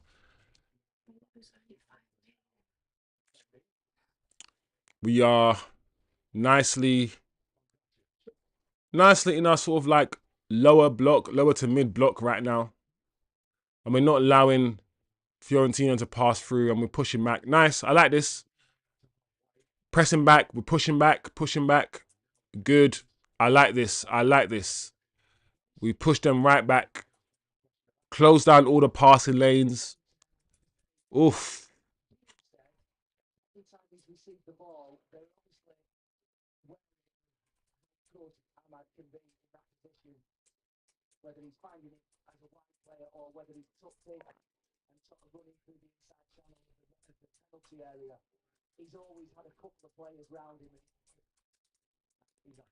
Offside, surely. All right, guys.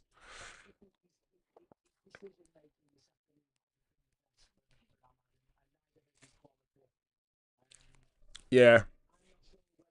I agree with the commentator here. I think Ahmad's decision making, and that's why during that move, the last move, I kept shouting decision making, decision making.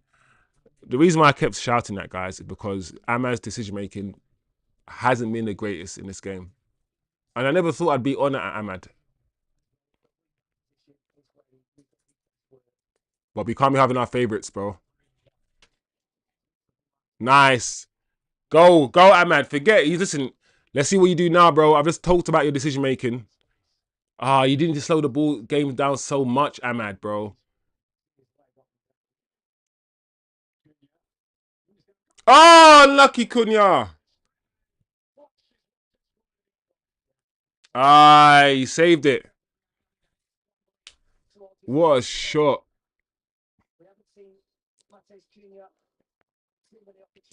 I don't know, man. Ahmad was one-on-one there. And Ahmad has good one-on-one capabilities, man. I'm not a fan of the way that he just slows the game down and then passes it back, especially if it's one-on-one.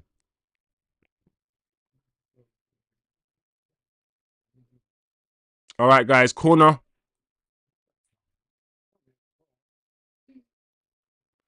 TK says this Fiorentina team finished 6th in Serie A. United should be boot stomping them, but it's clear we have a long way. Yeah. We are not, it's not linking, it's not connecting as well as it could be connecting right now, the way that we're playing.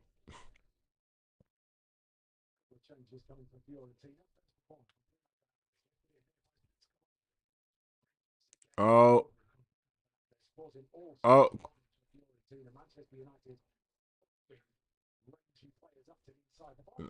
Keep, relax.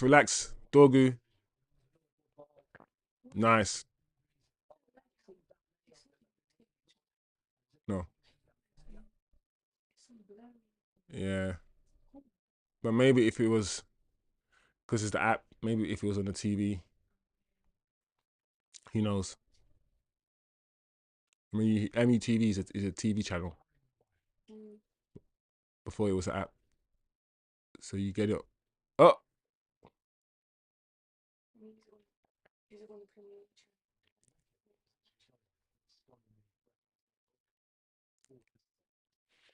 Oh. Bruno.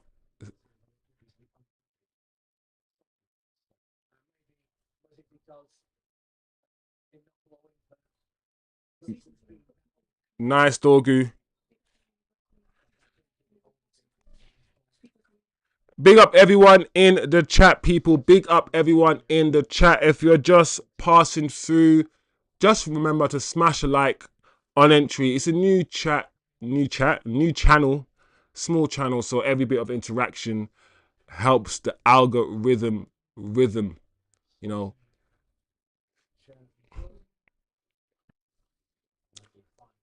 Yeah, De Gea's not. Listen, have you guys been seeing the banter between Bruno and David De Gea online and what they've been saying to each other? Like, David De Gea has come today and he's not looking to concede nothing. Like, he's not looking for anyone to score past him today. He's not on it. He's not on it. So I'm expecting David De Gea, like he has been, to play well, and he has been playing well. It's not like we've been peppering his goal though. We haven't been peppering David De Gea.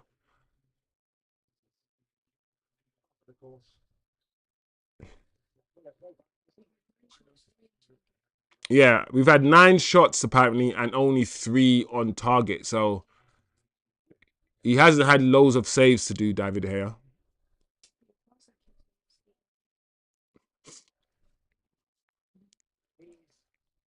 All right, let's see if we can score an actual goal. The goal we scored was an own goal.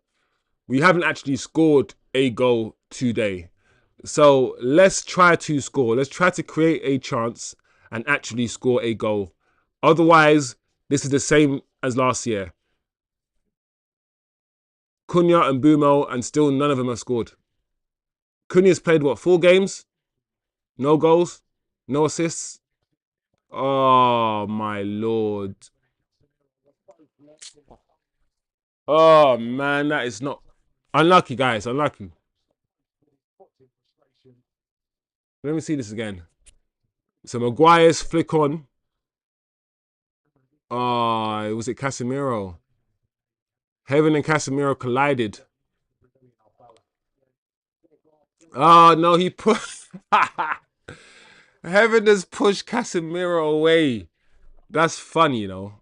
Uh oh, Heaven. Heaven. Oh my gosh. Offside. Heaven. Heaven has the ability to dilly dally. I've seen him 3 times this match.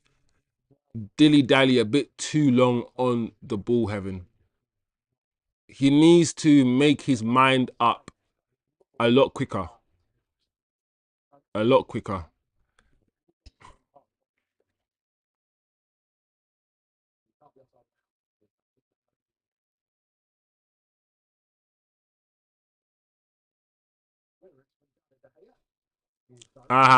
See that clearance from David De Gea, the way that he just kicked the ball out right there. That's the David De Gea I didn't miss. He used to do that all the time. We used to hate David De Gea with his feet. We used to say that this guy can't pass, can't long pass. He's a good shot stopper, but he can't pass with his feet.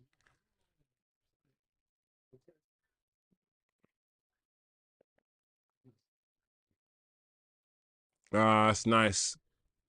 Over the bar.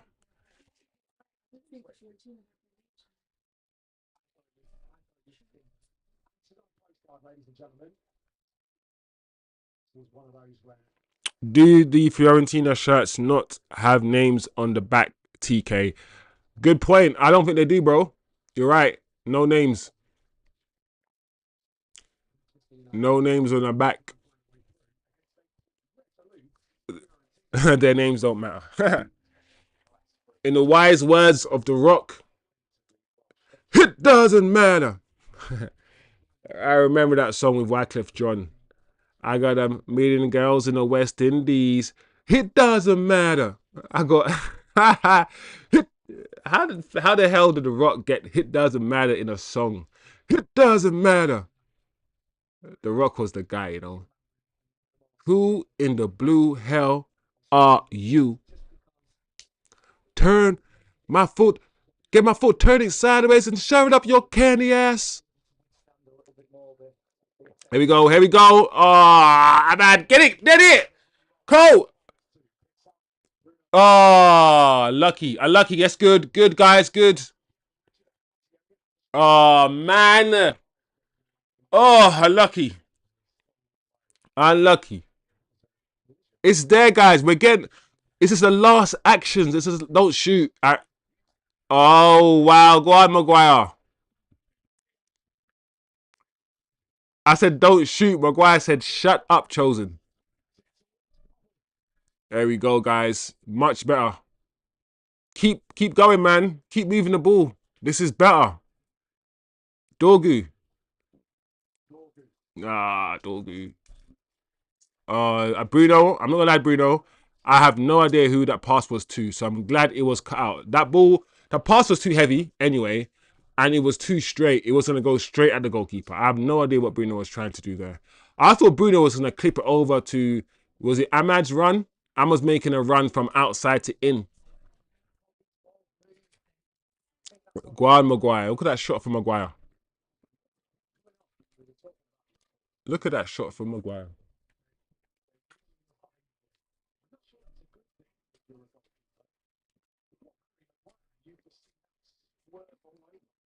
Ah, Cunha's touch there was crazy.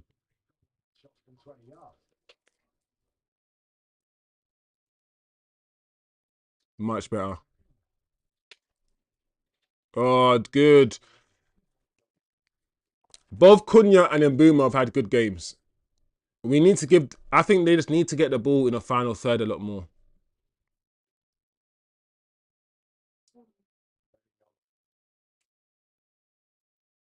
When Bruno's having a decent game, guys, I keep saying I'm liking the way Bruno's playing today. He's not trying to overcomplicate anything. He's keeping it simple. Ah, unlucky Cunha. Unlucky. No, that's. I understand what Cunha was trying to do. He passed it inside. Um, unlucky. Offside. Offside, people. Bruno, in typical Portuguese fashion, blames others for it. Yeah, I don't like that about Bruno, TK. The waving hands thing, the pointing, especially when he's overhit a pass and he's done something wrong. Bruno is one of those guys, yeah, and Bruno's PR and Bruno's like hardcore fans are the same. They don't like accountability. Bruno doesn't. Bruno's very smart when he speaks as well. Bruno always speaks, yeah, like he's a fan, and that's always a smart thing to do.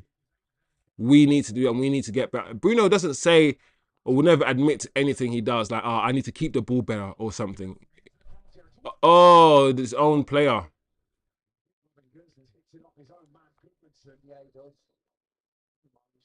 But I think Bruno's having a decent game today, guys. I'm not gonna lie. I don't mind the way Bruno is playing today in that double pivot. Both him and Casemiro have grown into the game. We just need more, as the manager keeps saying. I think we need more dynamism in the midfield. We need somebody who, in one of those double pivot positions, can drive forward. Now that we've been linked to Baleba, I can't unsee it. Listen, we don't want Lenny Euro injured, and we don't need it. So yeah, I thought Lenny Euro was injured just there.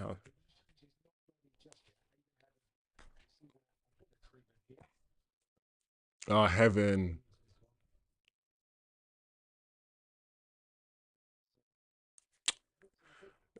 When players here, especially this age, are still growing, it's always a very, very delicate time. I think not Lenny Euro, Heaven, is still growing in his body. His feet is still growing. Listen, when I played football, and especially when I played semi-pro, one thing that people don't talk about, yeah, is when your feet grow suddenly, when you go from like a size 7 at the age of 13 or 14 to like a size, or size 6 to like a size 10 in the space of a year or 2 years, yeah, that growth spurt, it fucks with you, bro. You like the way you connect with the ball, you have a sweet spot, yeah. Everybody has a sweet spot of where they like to hit the ball. Whether it's the side of your foot, whether it's that bit between the top of your foot and your ankle. The bit between the top of your foot and your ankle, that sort of whatever bit of your foot, yeah, you like to. If your foot grows, you have to adapt the way that you do everything. Once your legs get taller and you can't do your step over as quick, I'm telling you, it fucked with me the most. I went from being like 5'3", yeah, at the age of 13 or whatever I was, to like 5'11" at the age of 14. And that fucked with my knees, fucked with my foot. My speed wasn't the same. Once your physical, once your body like autonomy just changes, of course you have to change the way you play football. You have to do things differently. And I couldn't do it. I couldn't do it. So I'm hoping heaven, heaven could be growing. Heaven could be going through, who knows? Kobe Manu is definitely grown. Kobe Manu has definitely grown. He's definitely got taller. Watch Shaw replace Heaven and we concede within the next 7 minutes. Yes, TK, I know that's gonna happen. Now that Shaw's on the field, we will concede. We will concede again. So what we've got Mbeumo for Dalot. So Ahmad is gonna go into the 10. And Dalot is gonna be the thing about there's a big difference, guys, between Ahmad in the 10 and Mbeumo in the 10. And I might do a video on it once I analyze it further. They are different footballers, Ahmad and Mbeumo. One of them is a lot more direct than the other. And it suits sometimes the way that we want to play, especially when Ahmad puts his foot on the ball, comes in field. We miss that when he's not in the 10. So let's see. Let's see what Ahmad does in the 10. We've got Bruno now. Well, no, we've got Cunha now as the striker. We've got Ahmad in the 10. We've got Mount now on the left. Ahmad right 10, Mount left 10. And we've got Mainu and Bruno in the double pivot. And De Ligt on for Harry Maguire. Is it short on for Heaven as well? I think. Is this going to be BT or is it going to be the majority of the team that we expect to see next week? And I think there's a couple of players here, like Luke Shaw, for example, like Mattis De Ligt. Yeah, guys. Dalot coming on doesn't make me feel better. Yeah. Dalot will play games, guys. If you're thinking, yeah, that the days of seeing defensive formations, the days of seeing defenders play wing back are over, then you're mistaken, bro. In some games, the manager will revert back to playing defenders as wing backs like Dalot. It's a mistake.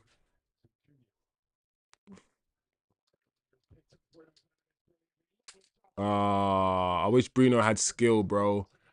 I wish Bruno had skill. That's in them situations, yeah. You wish Bruno had the ability to drop a shoulder, bro.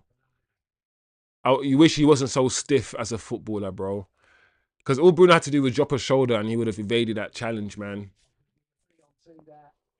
And it was 3-on-2 as well, bro. Those are the situations, guys, that I'm talking about.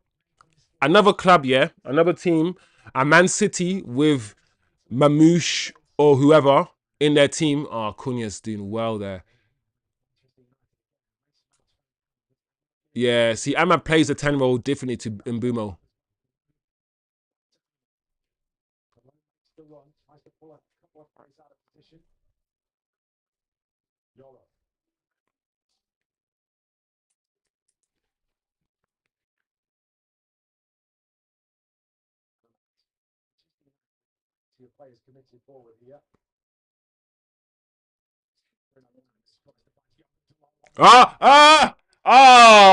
Oh, lucky. The thing is, guys, it's just close. You know when it's like everything is just so close, we're just nearly there.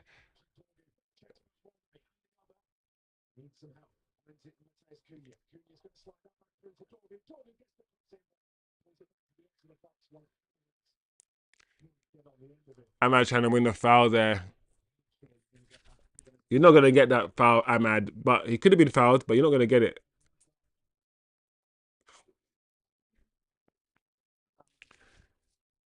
I don't know, man. Let's see that again. I don't think like it was a penalty. Let's see it. Yeah, I don't think he's gonna get that one, Ahmad. No.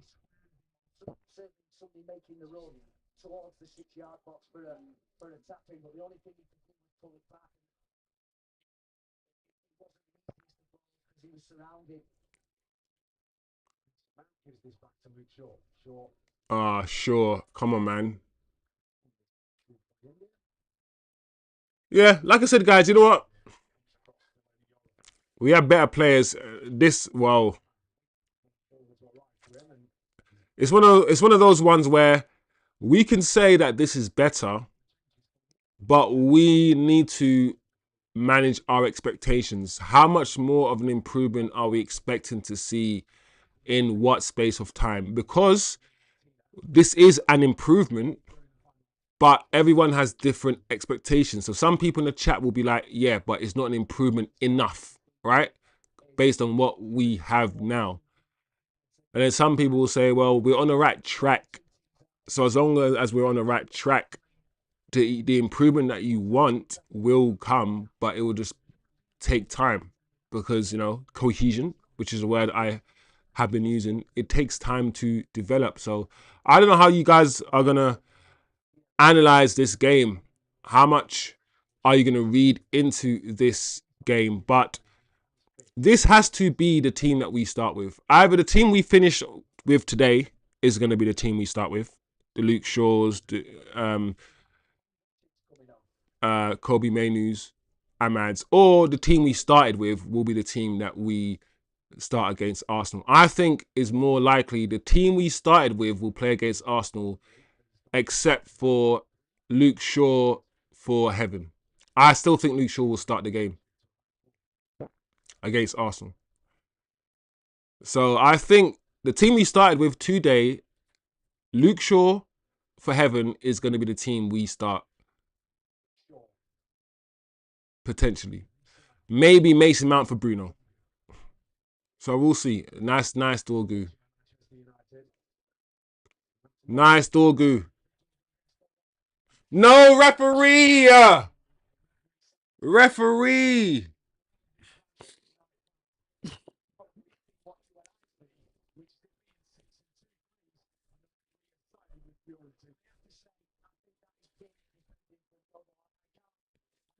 I mean, to be fair, if Dorgu was running side by side and it was just a shoulder you were seeing and you didn't see him use his hands, I think it'll be fine. Oh, we need options, man.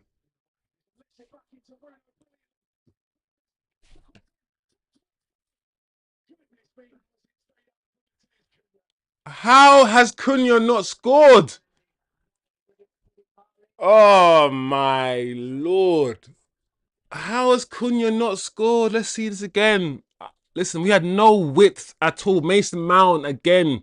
Mason Mount, not only is he sound technically, he often makes the right decisions, bro. He's just not flashy. But yeah, this was a good move. Cunha, let me see this again. It's a block. Block. Unlucky, guys. Unlucky. Good move. Good move. Let's go. Let's go, people. All right. Bruno.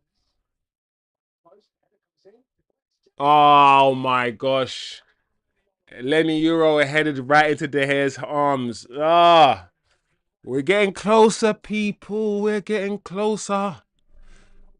I don't like the way that we're starting to play with like 10 minutes to go, bro.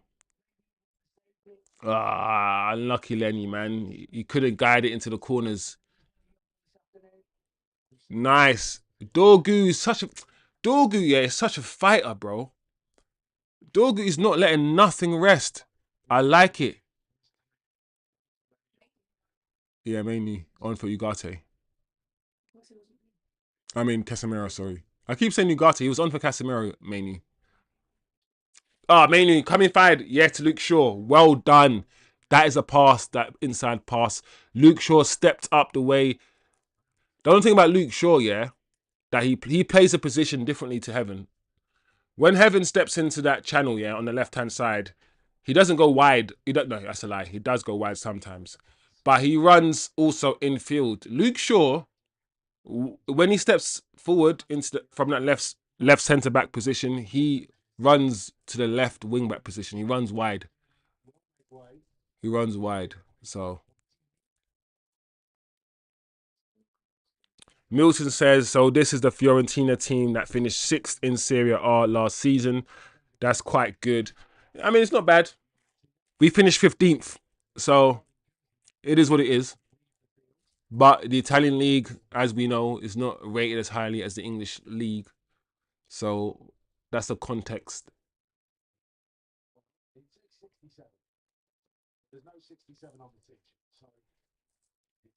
TK says De Gea is making them saves. Yeah, man. In an ideal world, David De Gea is here to show us why he shouldn't have left, and he's here. He wants to leave this place with a clean sheet. He's clearly not going to do that because we've already scored. But it was our own goal. We haven't scored past him, so he can leave the stadium and be like, do you know what? Nobody, like Man United did not actually score past me today. Ugate's coming on for who? 25. Mason Mount.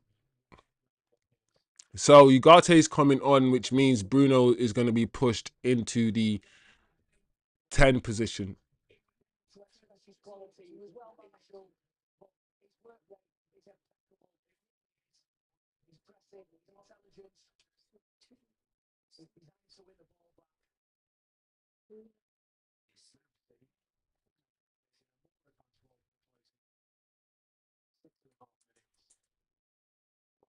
So far, guys, Cunha and Mbeumo are not translating into goals and assists.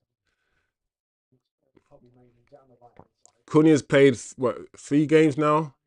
Mbeumo's played 2 games. But there are signs. You know when you're seeing signs of, if only that final pass, if only that final ball, if only that decision was made. It's just, once you get to the stage here where you're moaning about the final thing or the last little thing, it means you're on the right track.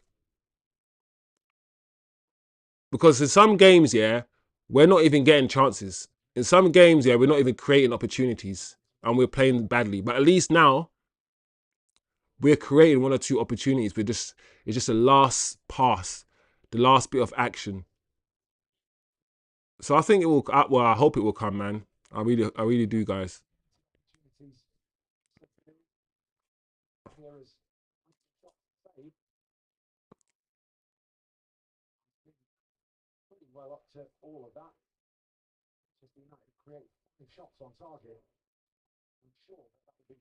Long ball to Cunha. That's not really on, is it?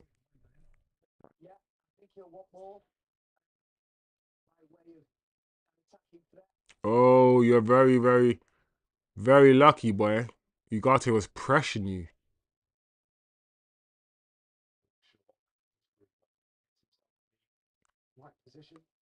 All right, Ugarte.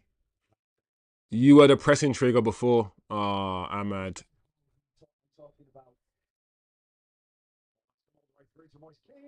Offside? Oh, Moise Keane was offside. Yeah, guys. I didn't want Moise Keane. I'm glad we didn't get Moise Keane. I didn't want Moise Keane, and I'm glad we didn't get him. He's well offside there. And that finish wasn't that good either. So it is what it is.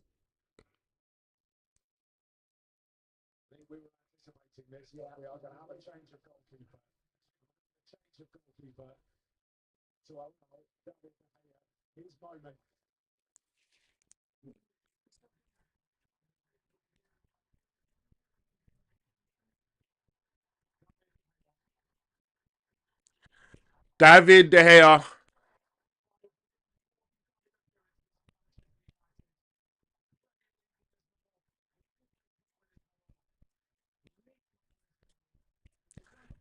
No words, man.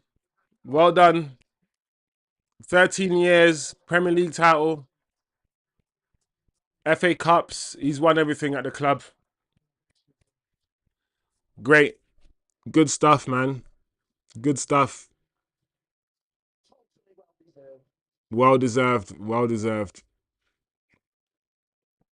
So that's it, guys. The hair off. I'm happy this happened, man. I've always said, listen, even that bomb squad that we call the bomb squad, bro. There's no reason to hate them, bro. Like, listen, I don't like Rasmus Højlund as a footballer, but I don't hate him. Like, there's no need. Like, if Rasmus Højlund leaves, he just leaves, and then we just keep it moving, bro. Like, we don't need to destroy every person that leaves the club, bro. and boo them when they come back and all of these things. I'm not saying that we do that to David De Gea, but we do that to other players. Just wish them well and to keep it moving, bro. So David De Gea, thank you for your service, man. 13 years. Well done, Maney. Well done, Kobe. Well done. My problem, this is my issue now with Kobe, yeah? After Kobe does that, yeah? And not just Kobe, a lot of players, they're like this. Release the ball, bro. Once you've evaded one or two, they keep it and they get gassed. And in their minds, they're like, shit, I've just went past two players. I can get past a third. I can get past... No, bro. Evade one or two players and release the ball, bro. Release it. Kobe. Much better. This is better, guys.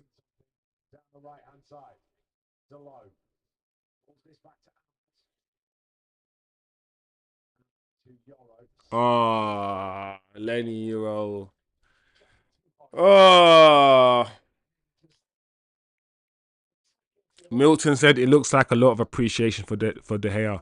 13 years for United. Yeah, bro. And it should be. It should be a lot of appreciation. Like, we can't just be some toxic fan base all the time, man. We can't just be toxic and angry all the time as a fan base and just boo and hate and allow our feelings. I keep saying this. Stop allowing our emotions, our feelings, and especially towards our ex-players, be controlled by the media narratives, bro, that are created. Oh my gosh, Dorgu. Yeah.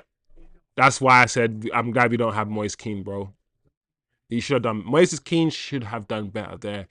That's a blind pass from Dorgu. Just nowhere near enough power on the pass back.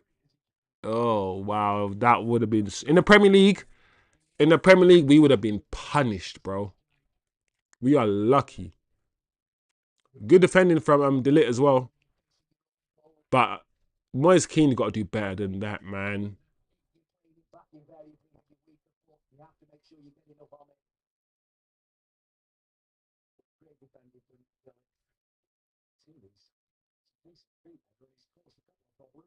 Well done, De Ligt again. Well done, De Ligt. Well done. Well done, guys. That's it. No added time, no extra time. The first half ended exactly on 45 minutes and the second half ended exactly on 90 minutes. Full time, guys. And if I'm being honest, wow. If I'm being honest, this has been, I don't know, I keep it, a bit of an anticlimax. A bit of a anticlimax. The match was a decent match in the end. We saw some good moments. We saw moments where it was just about to click. We saw moments where it was just the final pass, the final ball. In my opinion, we did enough to win this game. Some good crosses into the box, some good headers, some good moments where we were 3-against-2, but the decision making by maybe Ahmad or one or two of the other players weren't there, and the lack of cohesion and understanding is still not there, and it will take time.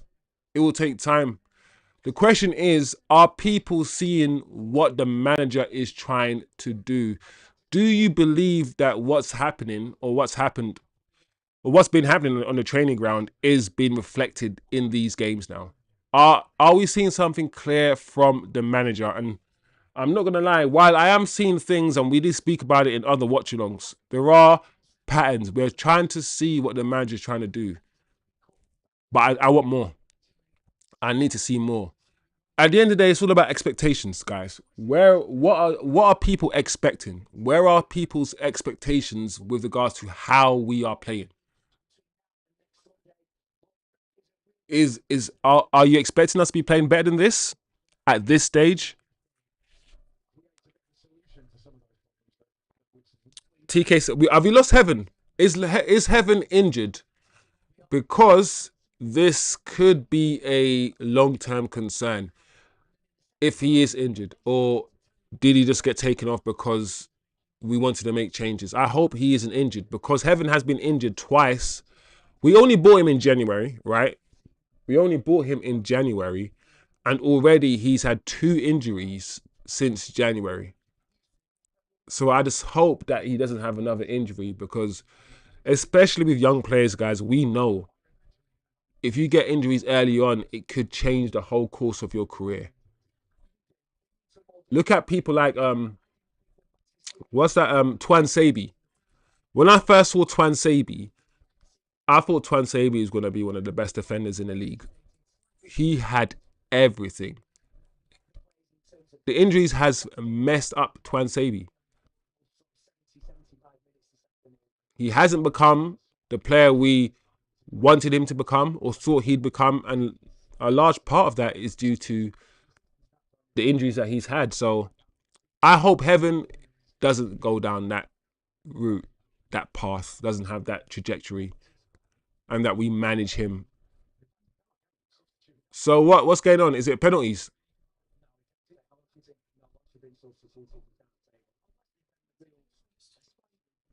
I never knew it was penalties, people. So, oh, all right. Say no more. Say no more, people. It looks like we're here for a bit longer. We're going to have penalties. We're going to have penalties. So, it doesn't really mean anything to me, these penalties. And I'm pretty sure they're not going to mean anything to you guys either. It's more about the game. It's more about what we've seen. I'll need to probably rewatch it, analyze it. I might do another analysis video on the match. But my initial thoughts are that, what I just said, the cohesion isn't there. Some of the decision making in the final third is still not good enough. We do need a striker. We do need a striker for sure. This is just a makeshift starting lineup. Once SESKO is up and running, we all assume that SESKO will be that striker. It's also a shame, guys. It's a shame that Xerxes has been injured during pre-season. He came to Manchester United late last transfer window. One of our last signings or something. Either way, he didn't have a proper pre-season, his first season, right?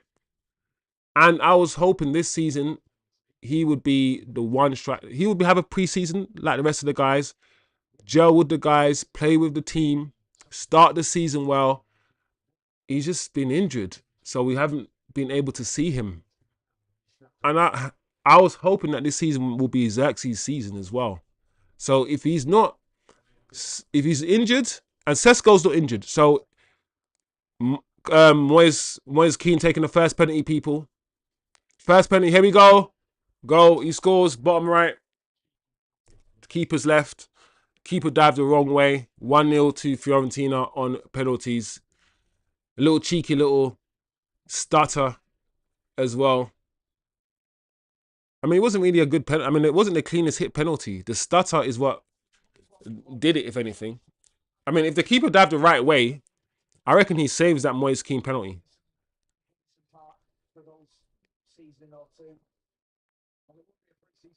Osman says meaningless penalties are a bit dead, in my opinion. Don't like them after. Yeah, this doesn't mean anything to anybody, these penalties. Like, what is this? It's not important at all. Osman says, add some stakes. Winner gets to live in Florence and loser has to stay in Manny. Maynard players are definitely winning that flipping penalty shootout. Manchester is, apart from summertime, but even in summertime, Manchester is, the weather in Manchester, bro. We've all heard about Manchester weather. Like, it's every time I've been up to Manchester, every single time it's rained. I've never been up to Manchester and it not rained. Here we go. Oh, what a penalty. Ugh. Top bins. Yuck.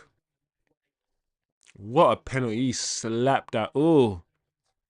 You ain't saving those, man. You ain't saving the. For some reason, guys, I'm not gonna lie, I think Cunha's gonna miss. I think Cunha's gonna miss. I don't know why. I hope he doesn't. I hope he doesn't. Ah, let's see this penalty before I return to the chat. Let's see this. Cunha stepping up, right foot. Oh, why did I doubt him? He does the Bruno hop, skip, and jump. And plus, he's Brazilian, bro. I ain't gonna lie, yeah, that penalty was nestled right into the corner of the net, bro. He almost hit the side of the net. Once your penalties, yeah, are hitting the side netting, yeah. If you're slapping a penalty and it's hitting the side netting, that's it. That's all you. That's all I can ask of you. That's all I can ask of you. Do the Mason Greenwood thing. Mason Greenwood, yeah, is hitting that side netting, bro. All right, third penalty, miss. Oh man, these penalties are good. These penalties are nice. Fiorentina ain't come here to lose, you know. They have not come here to lose on penalties, bro. Milton says, I hope he's okay. I'm assuming we're talking about Heaven. This match was still a run out of the squad and looking for the chosen. Oh, looking for the cohesion Wiz mentioned. Yeah, young players always worry me when they get when young players, yeah, get in like 3 or 4 injuries in a short space of time. It worries me, bro. It worries me. Like, especially at a young age. Some players will overcome them. Dallo. All right, Diego, say nothing. Some players will overcome them very quickly. And then 21, 22, 23, their bodies settle in. They grow. They become a man. They stop growing. And so they get used to their body. But some players, if you get injuries while you are growing, and let's say your legs and all these things are growing and you're injured, and so your bones and your body's not forming as best as it would have formed if you weren't injured, obviously, then it's not it's not a good thing. You have them long-term injuries that we always have. You know when some people have that, oh, these penalties, bro. Fiorentina are just scoring all their penalties, man. There's so many players there who play football with a forever injury. What I mean by there are players who play with like a little small pain in their right ankle, like forever, and that pain's there because they had an injury at 16 that didn't fully heal, but the pain is only like a 1 out of 10 pain, so you can play with the pain, but it's still there. It's always going to be there. You don't want that. Oh, come on, Ahmad, score. Oh my gosh, bro. Why did Ahmad, you cheeky, you cheeky sod, you cheeky, outrageous Ahmad. That is why Ahmad's my guy. You just so steely. How can you do that right now, right here? How dare you, Ahmad? No respect for our heart, our nerves. I mean, none of us are really nervous. These penalties don't mean anything. But why is Ahmad doing that, bro? He's rude, bro. That is so rude. All right, save this by in there. Yeah! Yeah, buy in there. I'm buying into buying there today. I bought in. I bought into buying there. He saves it with his feet. He's smiling. Look at him. He's smiling. All right, let's win this stupid trophy. Kobe, the last penalty. He's gonna score. Kobe's gonna score. Yo, big up Eddie. I missed the game. Bro, the game's still going on, bro. It's penalties. Penalty shootout. Eddie. The last pen. If Kobe scores this, we win the game. Smash. There you go. What a penalty. We smashed that penalty. He smashed it. Flipping it. All our penalties were clean. That's side netting. That's side netting. No, it wasn't on the ground, but that's side netting. What a penalty. We won. Listen, there's no money in this game. It's not like we're going to win 7 million or anything. It's a friendly game at Old Trafford. We didn't win during the 90 minutes. Look at flipping Luke Shaw. We didn't win during the 90 minutes, but at least, I don't know, let's try to look at some positives, people. We saw our team win a penalty shootout, and everyone scored their penalty. Positive. Positives are, once again, Cunha and Mbeumo are getting better. Cunha, he's always in the periphery of games, right? He's not always influencing games, but when he drops deep, when he collects the ball, his touches, he did try. Think about Cunha, you don't want to tell him not to try. Because if you tell Cunha to stop trying things, you're not going to get the same player.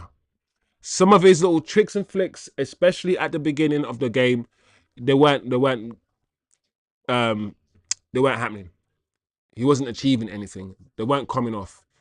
But his ability, especially down the left, we saw him drive with the ball a few times. We saw him evade challenges a few times. He drops deeps, bringing others into play. He's getting better. Mbeumo, the game that Mbeumo had today was better than the last game. We are seeing progress. But listen, this is Mbeumo's, is his second game? His second game, right?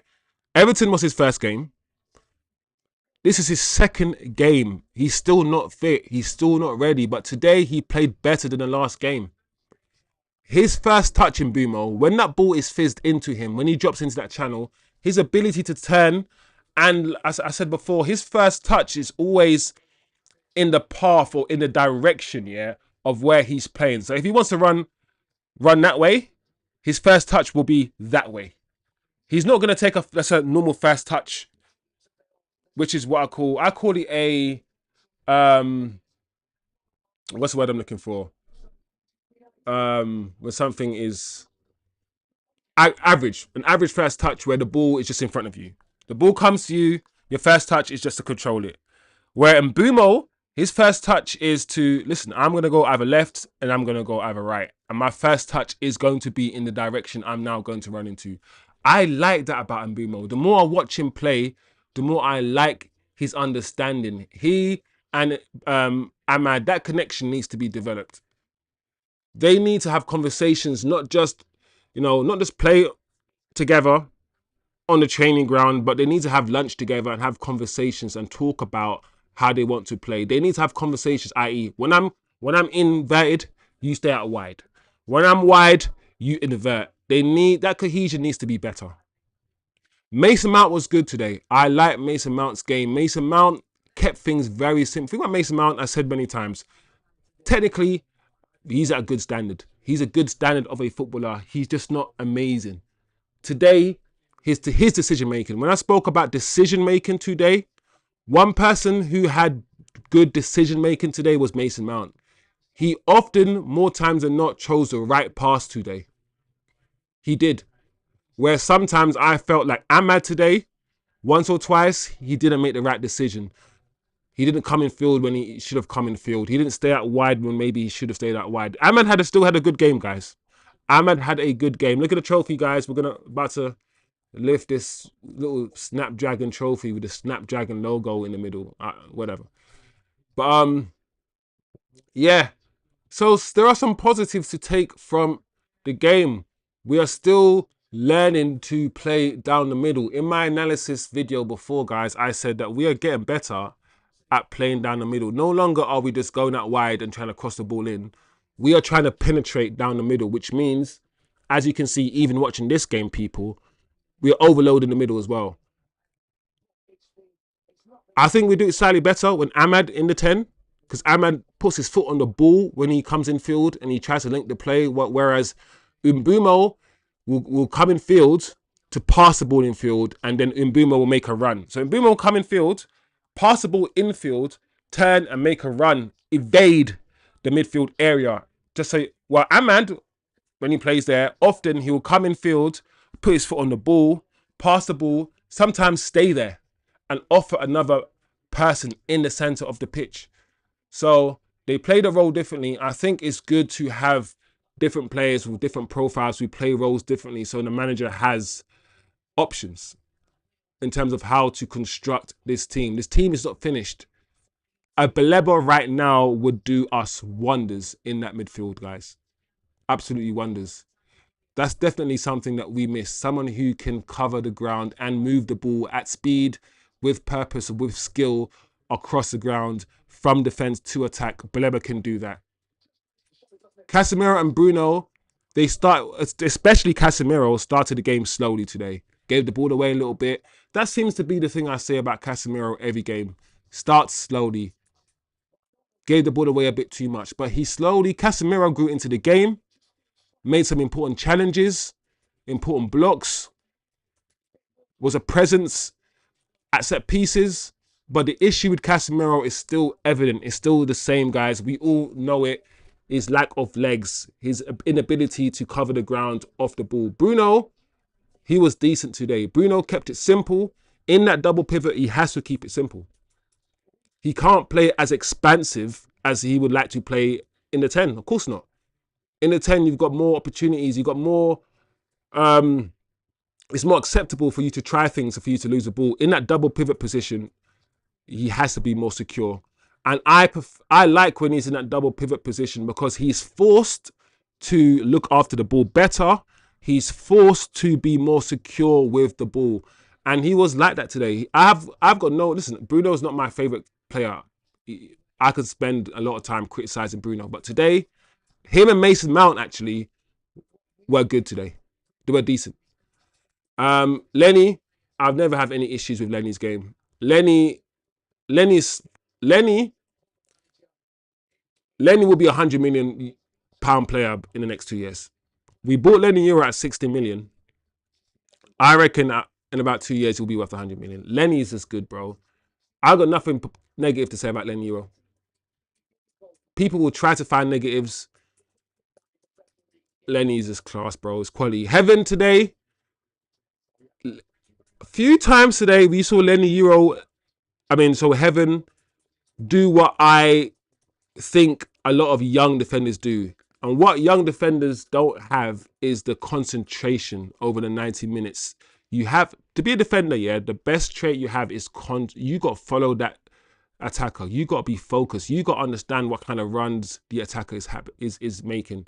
Your concentration as a defender needs to be so good. Heaven today, his concentration was... He lost focus a few times, but that's to be expected. He's young.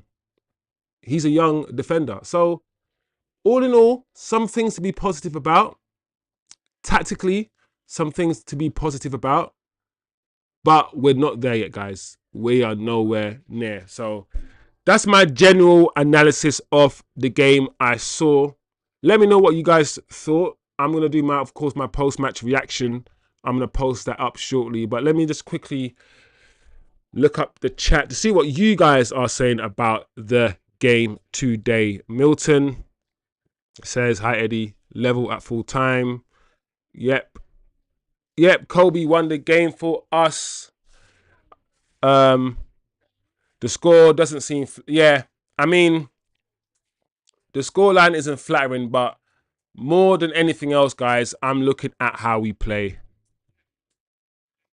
Then I saw how... It's more about how we play. So there are some stats also in the chat.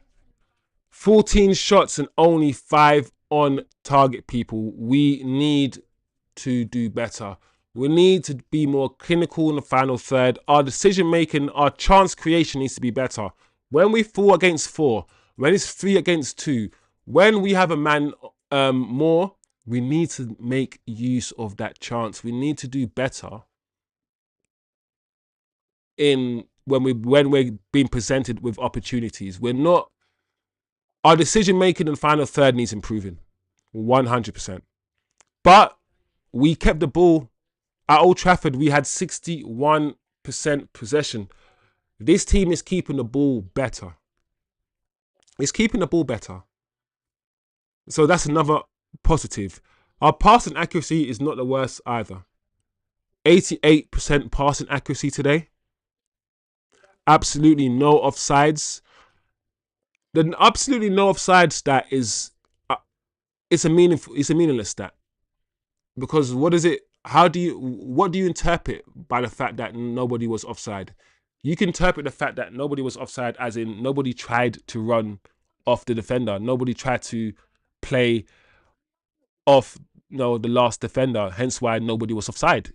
Or all our runs were very intelligent, therefore nobody was offside. Like, the no offside stat is just how do you interpret something like that? So that's why stats, yeah. The eye test is first. You do your eye test, right? Understand what's happened on the match, and then you read the stats to support what you've seen with your eyes. That's how stats should be used. There's too many people, yeah, who don't understand what they're seeing, don't watch football, and they just use the stats as a way of explaining what happened in the game. No, no, no. You have to watch the game, see what happened in the game, and then see if the stats reflect that reality.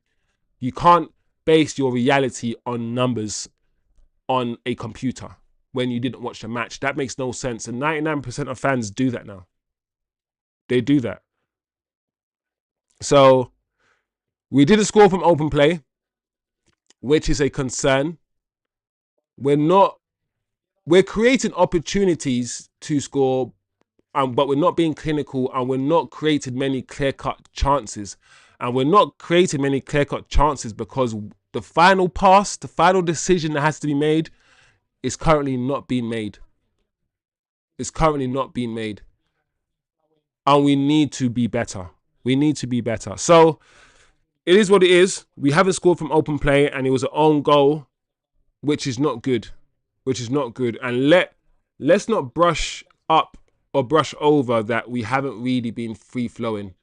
Other teams, the Liverpools of this world, I'm not going to say Arsenal, but other teams have scored 3 goals, 4 goals, 4-0, 3-0. Yes, we beat Bournemouth 4-0, but since then, we haven't really hit those heights. So there's time to be positive. There's positive things that are happening, but, Twisted Fate in the chat. Big up, Twisted Fate. Thanks for passing through. Thanks for passing through, my guy. He said, then I saw his face. Then I'm a believer. Hey, not a trace of doubt in my mind. He is good. I'm a believer. He couldn't flop even if he tried. Then I saw her face. No, I'm a believer. Hey. Hey, I'll never forget, that Shrek movie when the donkey sang that song at the end of the movie, bro. Anyway, big up yourself, Twisted Fate. Big up. Yeah, we're gonna recreate the end of Shrek, bro. That's legendary end of the movie, I swear. The end of that movie is legendary. And I'll be the donkey. Nah, I believe. I believe. Let's manifest it. Believe. I believe. Let's manifest it, bro. We need Belieber in Casemiro's spot. Casemiro, Belieber is coming for your spot. I'm sorry, Casemiro. I like you, but I need the team to be successful. And that's the spot he's going to just slide into. You know that one? Just go slide into that spot. He's going to be, Belieber. One thing I like about Belieber is when he gets the ball, and he's like, he turns this way, then he turns that way, and he just drags the player all around the place. His ability to drop a shoulder, he's so press resistant, bro. He's so press resistant. It's fake. It's fake. Twisted Fate says, to be frank, that's a mix of both. The runs was clever, but also there was times we didn't make runs. Yeah, I needed more from Ahmad down that right wing back position. And the thing is, you cannot say that I'm being a bit unfair. I'm being a bit harsh on Ahmad. Ahmad still had a decent game, but I need Ahmad to hold the width. I need him to play it higher. He was at the halfway line. If you watch the match again, Ahmad was at the halfway line often in our build-up, and Dorgu was actually higher, past the halfway line, really against the right fullback. And I just wanted Ahmad to play high, really, really high, and hold that width.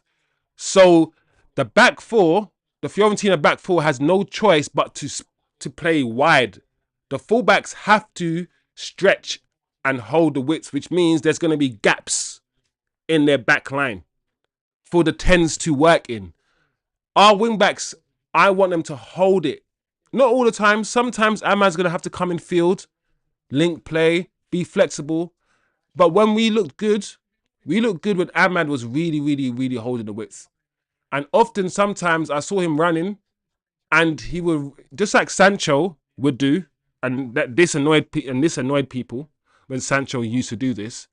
As soon as he faced an opponent one-on-one, Ahmad would just slow down, put his foot on the ball, stop, then pass it back, which is fine.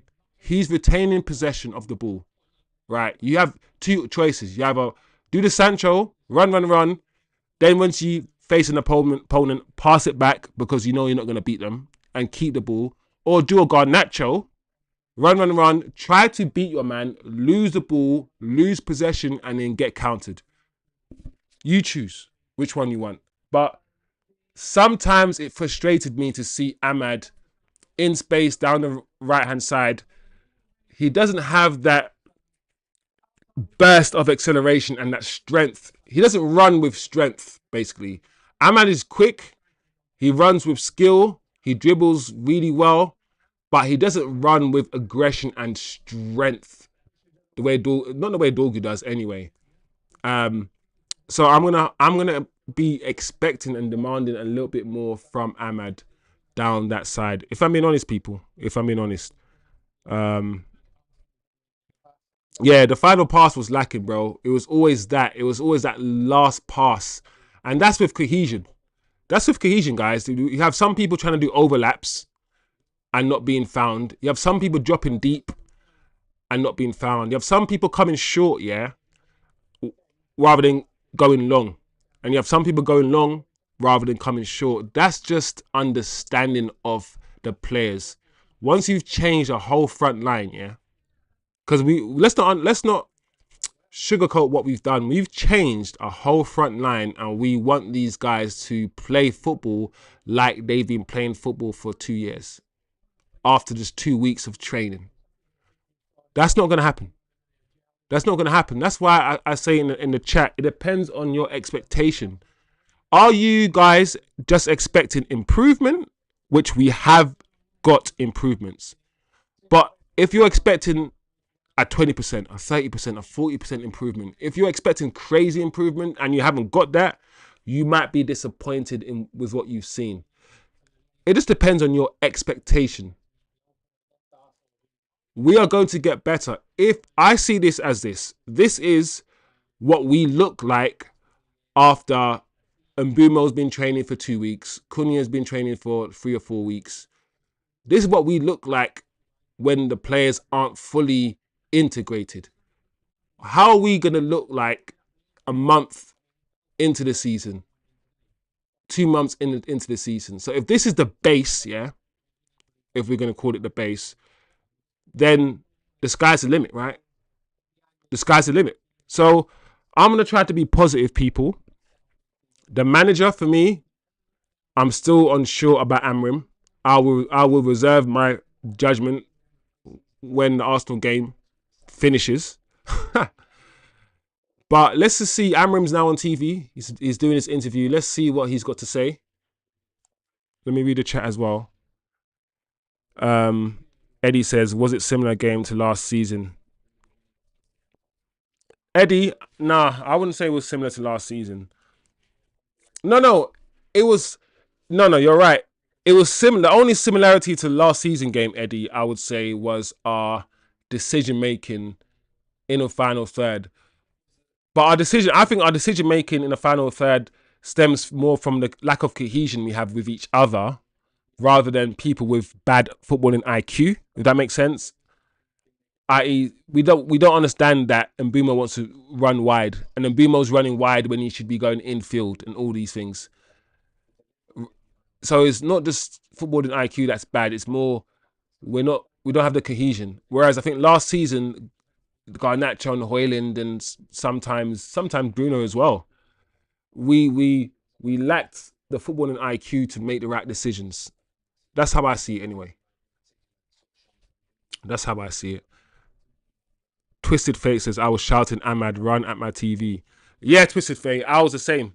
I was like, when he was clear that time down the right hand channel and he was running into space, I was like, go, run. And then he ran and then he stopped, and he passed it back. I was like, oh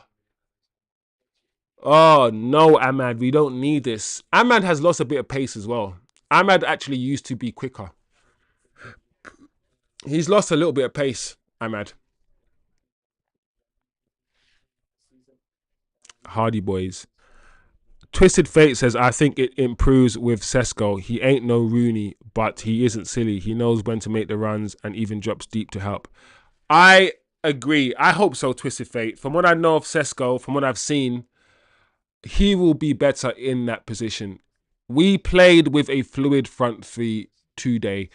Mount played up front a lot of the times, but we also saw Mbeumo up front and we also Cunha there. I said in my tactical analysis video how having a fluid front three is a good thing, but it's also a bad thing. It's a good thing in terms of the opposition are confused. They might not know who to mark. They're discombobulated because you're moving around. It's a good thing for you in terms of the element of surprise, all of these other things, right? But if you want to build a team that understands each other, it's best to have people in their positions and have people understand these positions and know these positions before you get them to keep changing and chopping and changing. If you want Mbeumo to know that inside right 10 position really well and to play it really well, you haven't played there and you haven't played there all game. So he understands and gets used to the position. Having people change and chop and change all the time, it means you sometimes have less cohesion. Because 1 minute, Ahmad's there. Next minute, Mbeumo's there. Next minute, Mason Mount's there. How do you build anything when you're chopping and changing? So the fluid front three, it has its benefits.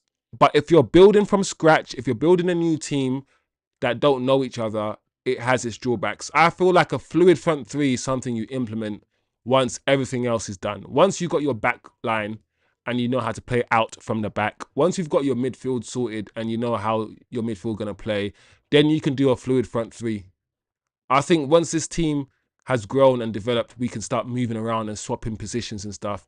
Right now, I don't know if trying to learn your position, your inside 10 position or whatever it is, plus moving into other positions, I don't know if that's best for developing the team.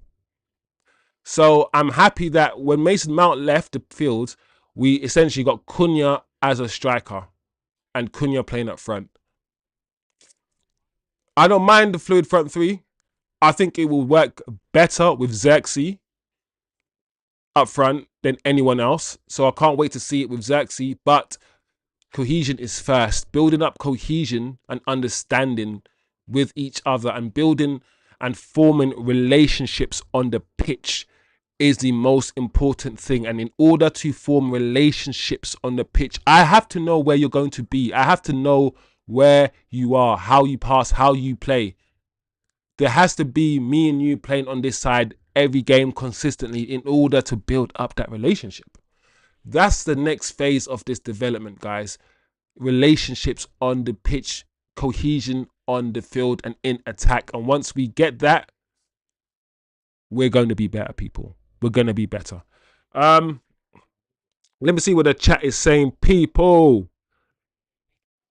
Yep. Twisted Fate says he thinks improves with SESKO. Yeah, man. I can't wait, guys. Twisted Fate. I can't wait to see SESKO up front, stretching the teams, holding the ball up, being also SESKO's physical specimen. The way that Mbeumo was getting pushed off the ball, the way that Cunha sometimes was getting pushed, I'm hoping that SESKO, unless he wants to win a foul and he wants to go down to win a foul, I could only hope that SESKO is going to give them something. He's not going to be easily pushed around. Not like Rasmus Højlund. Rasmus Højlund spends most of his time eating grass or backing up into the defender. So I'm expecting better from SESKO. And Eddie, no Rasmus Højlund today. Rasmus Højlund did not even come on as a substitute. Rasmus Højlund is gone. I told you guys this. Rasmus Højlund can say he wants to stay and fight for his place all he likes. In the last 2 games, the last game, he only came on, I think he came on as a sub for about 10 minutes in the last game. And in this game, the last game before Arsenal, this is the game, guys. This is the most important game of pre-season. The last game before Arsenal, and we did not see Rasmus Højlund even come on as a sub. If you are not playing, if you do not get game time in this game, you have no chance of starting against Arsenal. 0. Rasmus Højlund will not start against Arsenal. Even if he's still here, he's not playing. 100% he's not. There's no way. He's on the bench and he didn't even come on this in this last game. He didn't play in the game before. People, listen to me. Rasmus Højlund is gone, Eddie. Eddie, he's gone. And I know you're going to be dancing and doing a Harlem Shake and crip walking and moonwalking and bare different types of walking. He's gone. He's gone. And AC Milan, if you read the reports, people, AC Milan, they're close. They're close.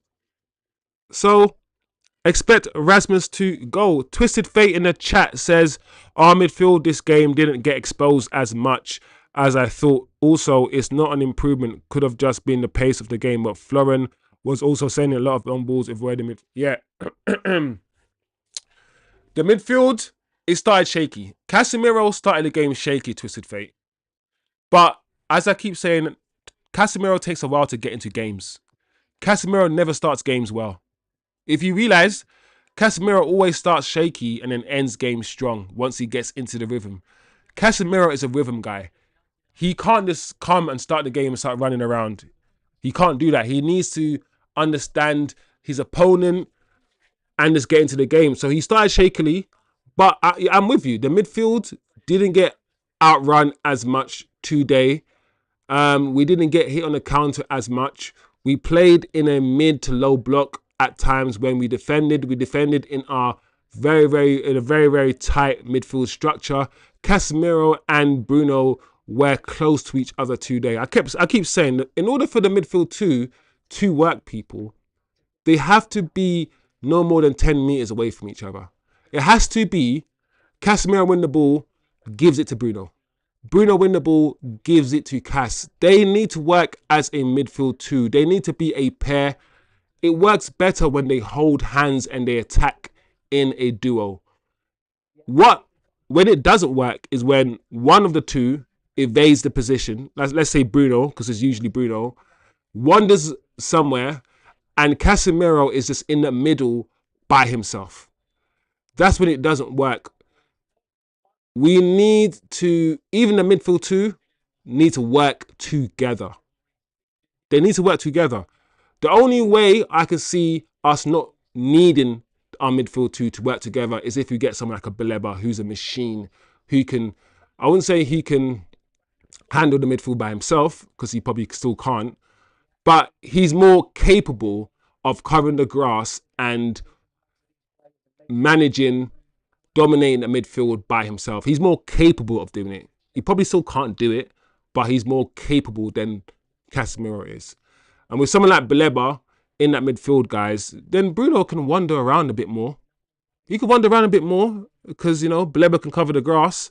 But until we get that Baleba sort of character, that those two, in order to be sound, in order to shore up the defense, in order to be structurally better, they need to be working together. They need to be close to each other. The proximity between our midfield two shouldn't be more than 20 yards, in my opinion. In my opinion.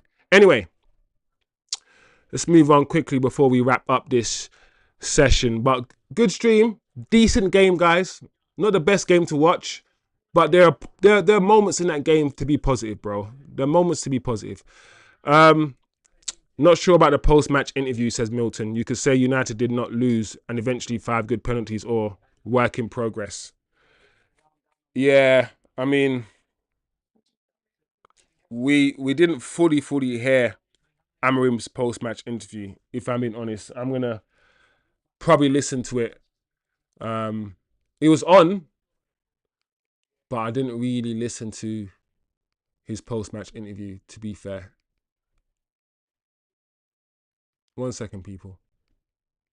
You should be able to see the match straight away, but I keep forgetting it's a TV channel, so the app has these things, but if you have MU actual TV on Sky, you could only just watch stuff live.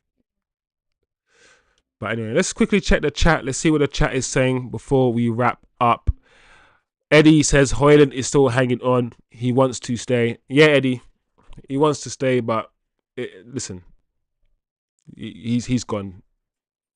Højlund's gone. Twisted Fate says Grasmus sat on the bench. Thankfully, hold that. Twisted Fate has got no. I like that. Listen, we have different people, different opinions. I am of the opinion, guys, and I keep saying it, that Rasmus Højlund simply isn't good enough, and I don't think he ever was good enough for this football club. And I'm happy that he will now get a move. I hope it is a permanent move. I don't think it will be. It might be a loan, or a loan with obligation to buy, or something like that. We might get a loan fee for him, but I don't think it will be a permanent deal. I hope it is. We need the money. I think it will be good to have the money. Having more money means we can get that Baleba deal over the line. But yeah, I'm happy that Rasmus is being frozen out. And as much as people are saying, I see some people on other fan channels now say we should keep Rasmus Højlund to give competition for SESKO. We also listen. Those people are sick in the head. But at the same time, I'm not against putting him out on loan and then him returning a year later. But if you've been watching Rasmus Højlund for the last 2 years, and you watched him last year, yeah, and you still want him to stay at the club, you either don't respect Xerxes, don't rate Cunha, because both Xerxes and Cunha are better up front than Rasmus Højlund, or you think SESKO is that bad that Rasmus Højlund is competition for him. Let me tell you guys something. SESKO is better than Rasmus Højlund in every single area of the pitch, in every single metric, in every single attribute. We're playing football once a week. I'd rather see Cunha up front than Rasmus Højlund, and clearly so would the manager. Jim Ratcliffe, he doesn't like Rasmus Højlund. He's not a fan. That's one of the main reasons why Rasmus is going. Jim wants him gone. Ratcliffe wants Rasmus gone. I know that. I've been told this. If there's one person in the Man United hierarchy that wants Rasmus Højlund gone, it's Jim Ratcliffe. It's Jim Ratcliffe. I'm telling you guys. So he can hang on all he likes, Eddie. He'll be sitting on the bench. If he wants to stay, he sits on the bench. And Cunha will be playing up front ahead of him. And Xerxes will be brought on because he's a different profile. There's some people on the United Stand and all these other dumb channels. We have to keep Rasmus. He's exactly what we need on the bench. He's the same profile as SESKO. Why would you want the same profile? Shouldn't the bench have different profiles? Shouldn't you want to bring on a Xerxes for a SESKO, who's a different kind of profile, to do something different to what the player that's on the pitch is currently doing? These guys will say anything illogical, yeah, just to get their favourite players in the team. A lot of my favourite players are no longer at the club. We move. We keep it moving. There's too many people who want to get their favourite players, their favourite blonde hair, green eye players on the pitch just because it makes them happy, bro. That's weird to me. It's weird to me. And Twisted Fate, I agree. Milton, yes, not even a run out. It does look like he may be made. Yeah, Milton, he's gone. I'm telling you guys, he is gone. He's not going to be here. If this guy wants to play for Denmark in whatever international, in the World Cup, Anyone who wants to play for the international clubs, who are not even being brought on as a sub, they need to leave. And this is the clearest indication to Rasmus Højlund that he needs to leave the club, people. If you are new and just passing through, guys, just smash the like button. It's free. And of all the channels that need likes, this is one of them. It's a good channel, if I can say so myself. But it needs more exposure. So smash the like, people, and share the video, share the channel if you are a Man United fan and have other Manchester United fans that will be interested in proper football conversation. Twisted Fate, my guy, he says Xerxes can be competition for SESKO. I agree. They both have a similar link up. Yes, I agree with that one as well. Xerxes needs some game time, though. Annoys me he's barely seen game time. I agree. Twisted Fate, I agree with everything you have just said. I said at the beginning that it's frustrating that even now, pre-season, he finally gets his pre-season, Xerxes, but he's injured. He finally gets an Mbeumo and a Cunha, players he can play off against, he can link with, and he is injured. I think Xerxes, especially the way he ended the season, bro. He ended the season as one of our better players. When he got injured, I was devastated. He was finding form. He was playing really well. This should have been the pre-season where we saw Xerxes, and Xerxes starts playing well, and Xerxes says to whoever striker's coming in, he says, come and take the spot from me. This should be in the summer where Xerxes played all through pre-season, played loads of games, and said, come and take this spot from me if you're bad. At the moment, SESKO is going to walk into that spot because Xerxes is injured and he hasn't played pre-season. We haven't seen him. And so he hasn't had a chance to cement himself. And SESKO is not injured. So SESKO right now will be training with the first team, and he will be training, doing whatever drills they're doing right now. SESKO's there as a striker while Xerxes is there injured. Sad for Xerxes. I like Xerxes, but it's football. It's football, man. I think Xerxes can be competition. Both he has a better hold-up play than SESKO. His hold-up play is better than Xerxes' hold-up play is one of the best in the world. He's not one of the best players in the world. I'm not saying that before anybody reconstrues what I'm trying to say. I'm saying his hold-up play can be at times some of the best in the league that we've seen. So I'm with you with that one, Twisted Fate. Eddie says Rasmus will change into prime R9 at AC Milan, come back from a loan and be shit again. I can see that happening. I can see that happening. Him doing well in the Italian league like he did last time. You know, using his pace, skinning all those slow Italian defenders. We getting gassed again. He comes back and he's not that much better. Or I can see him improving and showing something. Who knows? I'm open-minded when it comes to Højlund. All I can say to you is that right now, he's not it. I can't tell you that he's not going to ever get better or never going to improve or anything like that. I can't tell you the trajectory of Højlund. I can just tell you what I like in a footballer, and I don't like many things that Højlund does on the ball or off the ball, if I'm being honest. Milton says Xerxes will be available, hopefully, but if SJR doesn't like Højlund and he's not being considered, then it's obvious what happens. Yeah, the Jim doesn't like Højlund. He doesn't. He's not a fan of Højlund. One thing I like about Sir Jim Ratcliffe, listen, I don't love billionaires. As a concept, I think the billionaire concept is weird, bro. £1 billion, yeah, is 1,000 million. I don't think people understand how much a billion is. A billion is not just 100 million pounds. A billion is 1,000 million. Why does someone have 400 of those? Why does anybody have 400 billion pounds? Anyway, we're diving into something different. What I'm trying to say is, I agree. Jim doesn't like Højlund. The club likes Xerxes. If you notice, guys, the media that comes out of the club now, Xerxes' face is all over it. He's the one holding the camera often. He's the one making jokes. Rasmus Højlund is nowhere to be seen. A year ago, every media that was coming out of Man United was Rasmus Højlund, Garnacho. Rasmus Højlund's face, Garnacho's face. All the media coming out was just those two. And I thought to myself, hold on a second. Kobe Mainoo is actually a Manchester lad, but you guys are not using him to do anything. But you're using these two weird youths to promote Man United. And now people, you don't see Garnacho anywhere on any media outlet promoting anything.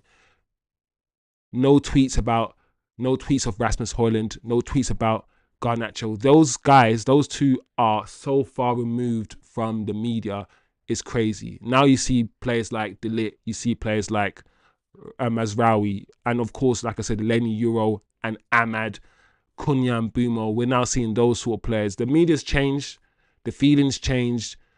They're promoting different players now as the future. And it's just interesting how things can change so quickly. So quickly, man. Eddie says, Xerxes reminds me of Martial, promising but injured and doesn't grab his opportunity. Yeah, I mean, people have different views of Martial. Like, I'm never going to forget the 3 or 4 years, Martial spent playing on the left wing and smashing work. People only want to remember Martial playing as a striker for that the 30 or the 20% of the time he was here. As a left winger on the left, he was one of the best in the league in Europe. So silky, so smooth. People tried to force Rashford down the left. We tried to buy, what's his name? Alexis Sanchez. But Martial down the left was so sick. Down the middle, yeah, I agree. Martial was injury prone towards the end of his career. But not at the start. When he was initially moved down the middle, he wasn't always injured. He played really, really well. But yes, at the very end, the last 2 years, Martial was a broken man, bro. Like, his knees were broken. His body was broken. And I see that as him. When I see players, who, like him and Pogba, who are injury prone because they played through injury. Injury prone because Ole Gunnar Solskjaer played both Martial and Pogba through injury. Both Martial and Pogba gave their lives and gave their bodies for the club. When they had injuries, rather than saying, I don't want to play, they both played. I remember so many times Martial and Pogba both playing football through injuries, especially for Ole. When Ole came, that season he came and we went on that 10-match winning streak. That was all Martial and Pogba. The link-up play that those two had together during Ole's first year was crazy. It was crazy. So when I look back at players, even Rashford, people are like, Rashford wasn't good for United. Listen, when I look back at players, I don't look back at the last thing they've done. I look back at the whole period of time from when they first came, all the goals they scored in the first season, their second season. I look back at them completely so I don't be biased, so I can be a bit more objective. You know, I miss Martial, bro. I miss Martial. I wish he could stay fit. That was his issue. Martial's issue was he was broken physically and he just couldn't stay fit, bro.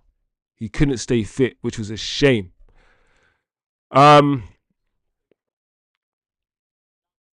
Twisted Fate says, to be fair, we could see even a Xerxes, Mbeumo, SESKO front three, or Cunha, Xerxes, SESKO. That's what I also love about Xerxes. He's not an out-and-out striker, but he's one hell of a... Yeah, there you go. The issue with Xerxes is he will score goals, Xerxes. The idea that Xerxes doesn't score goals or can't score goals is weird because we've seen him score goals.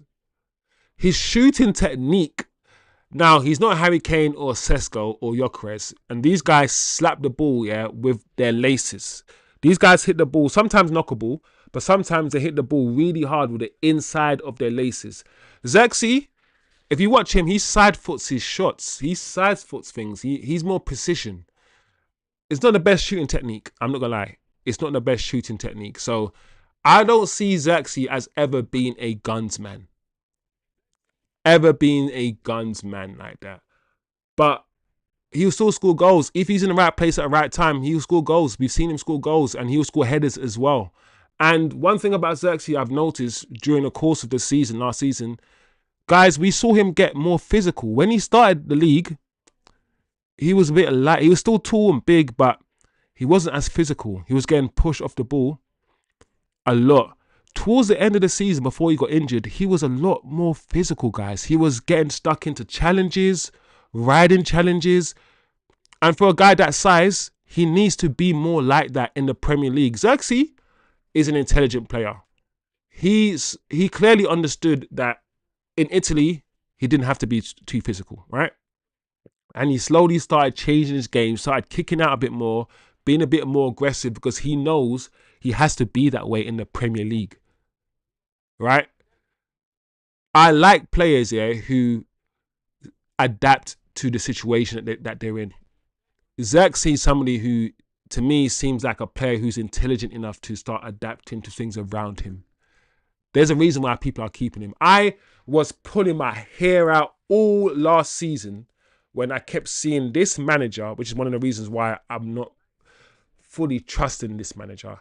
All last season, this guy was playing Højlund game after game, starting Højlund. And I'm like, bro, Xerxes on the bench. He's better. I know you want the profile of striker that holds the ball up and runs in behind and stretches the team and drags defenders and runs the channels. I know you want that, hence why you play Rasmus. But forget about the profile for a second and just play the better player who's better for the team. Xerxes might not stretch the game like Rasmus could do. But I'd rather have somebody who can control the ball, bring others into play and help us play better than someone who's supposed to stretch the teams like a Jamie Vardy. I thought Rasmus was going to be our Jamie Vardy. Nowhere near. Nowhere near, people. So he's gone, guys. He is gone. He's gone. And like Twisted Fate in the chat says, I said earlier on that we're not at the stage where we can just chop and change and do a fluid front three yet because we don't even understand each other. But once the cohesion is there, we have players and we have profile of players where we can mix and match. The manager has no excuse. The manager played the same team over and over again, the same tactics over and over again. Now he can experiment. Now he can play about a little bit more because he has ballers now. So I'm expecting better from Amrim. I am. Eddie says, remember Wiz, hang it in the Louvre. You guys are mad. Hang it. Garnacho, Mainu and Højlund seating on the sideline boards after scoring a goal. Remember that, guys? Remember that? Eddie was saying, that's what Eddie's saying. Garnacho, Mainu, Højlund. They thought they were going to be the next Holy Trinity. We do this, guys. We do this to our players. After them scoring 1 or 2 goals, because we're so crap, yeah? You know when you're hungry? If you're hungry and you're on a desert island, yeah, and you haven't eaten for 5 days, and you see a snail on the island, I'm telling you guys, that snail is going to taste like chicken. That snail is going to taste like the best thing you've ever had in your life because you haven't eaten for 3 days and you're hungry. That's Man United fans. We see something shiny in the sand. Ooh, he's the next Ronaldo. No. Do you understand how good Ronaldo was at 17? Garnacho's 20 and he's not even anywhere near the 17-year-old CR7. So what makes you feel like he's good? Listen, we do this to our players. We put them in conversations. We think they're better than they are. We always look for a hero. We still don't understand that football is a team game. We still try to look for Bruno saved us. Pogba saved. This player saved us. We don't understand it's a team game. We love our heroes. So we like to push players into positions, into conversations that they shouldn't be. Twisted Fate says, and his celebration is cold. Do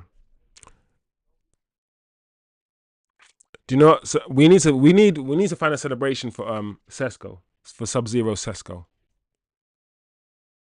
Because I can't be seeing Arsenal and Gyökeres do this. And my striker just punches the air when he celebrates. We can't be having that. So SESKO needs a bad boy celebration himself, to be fair.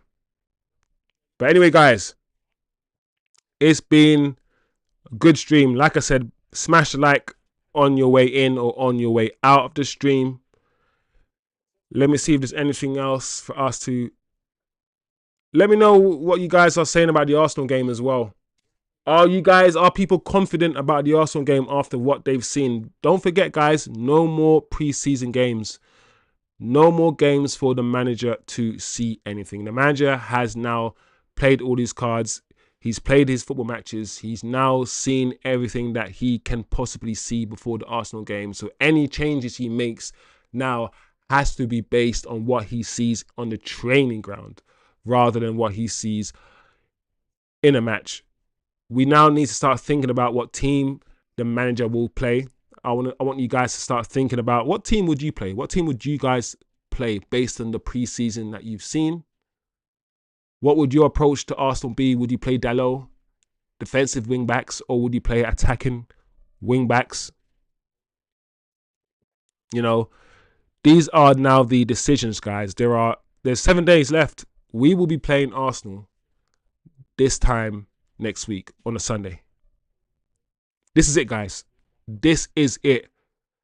All the waiting for the next season, all the transfers, everything will be... This is it. This is it, guys.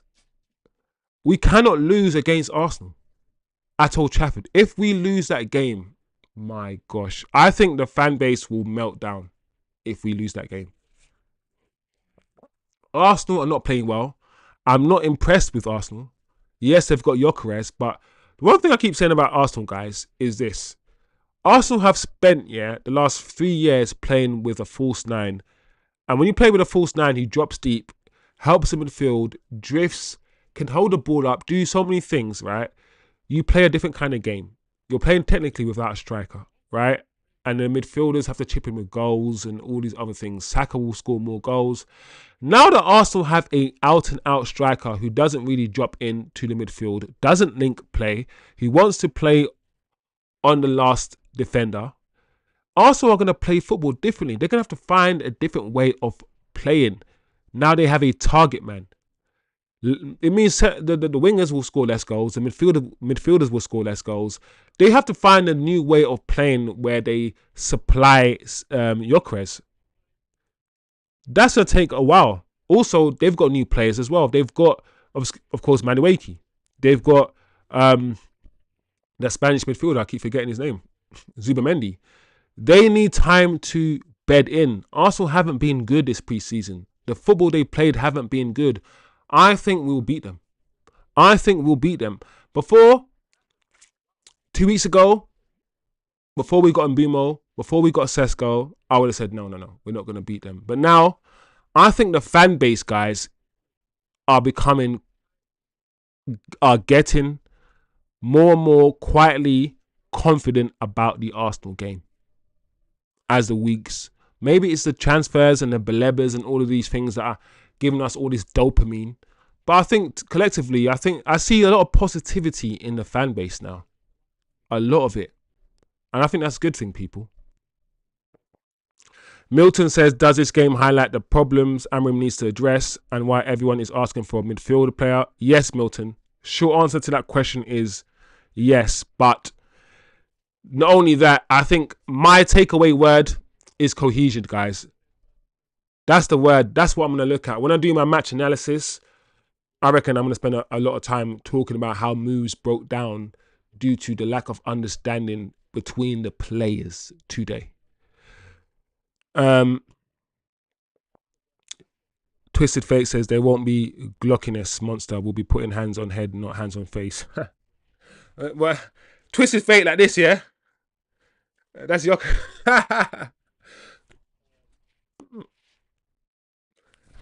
Gyökeres be like, and Gyökeres has skied it over the bar. And Gyökeres will be like, oh, man. I hear you. That's a good one, actually, Twisted Fate. I like that. The same motion. Put this up here, man. Because you're going to be missing chances. And you're going to be having a bad game. So, get ready and get used to it. Milton says tomorrow is that Shield match also at Liverpool Crystal Palace. Yeah, I was contemplating doing a watch along for that match so we can watch Liverpool. I might do a watch along for that game because I'm probably going to be watching the game anyway. So if I'm watching it, I might just jump on the stream. So if I'm watching it, guys, I'll do a stream and you guys can jump in the chat as usual. Arsenal's last match against Villarreal Gyökeres didn't get the ball. Saka was off form, and now Martinelli is not considered. Bro, Arsenal have problems, bro.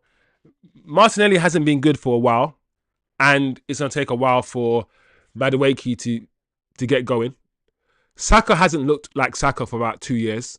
I've always said this about Saka. He's overrated. I've always said this, the Arsenal fans, Saka does well in Arsenal's system.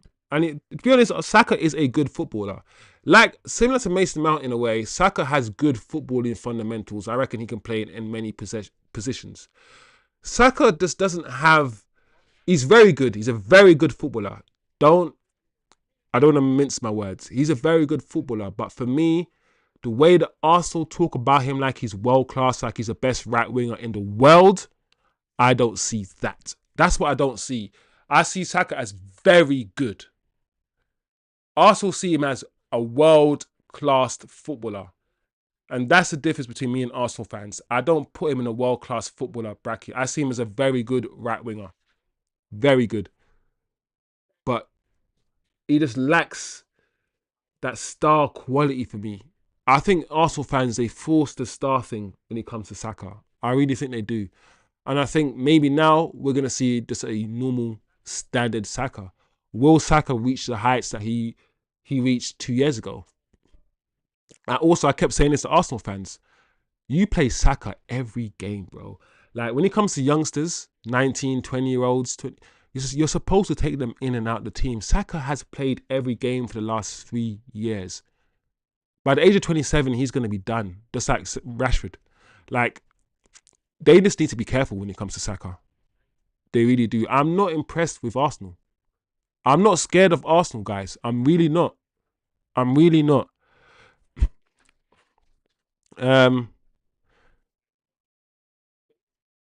Gyökeres, I don't know if Gyökeres can bully the Premier League defenders the way he bullied the defenders in the Portuguese league.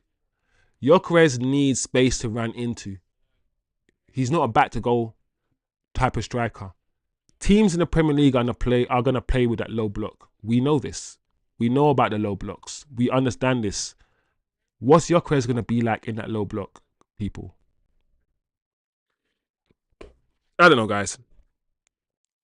Twisted Fate says, I would field Lenny Euro, Delit, Heaven, Ugarte, Bruno, or Menu, Ahmad, Dorgu, Mbeumo, Cunha, and I don't want SESKO starting versus Arsenal, but there is nobody else, so I might have to.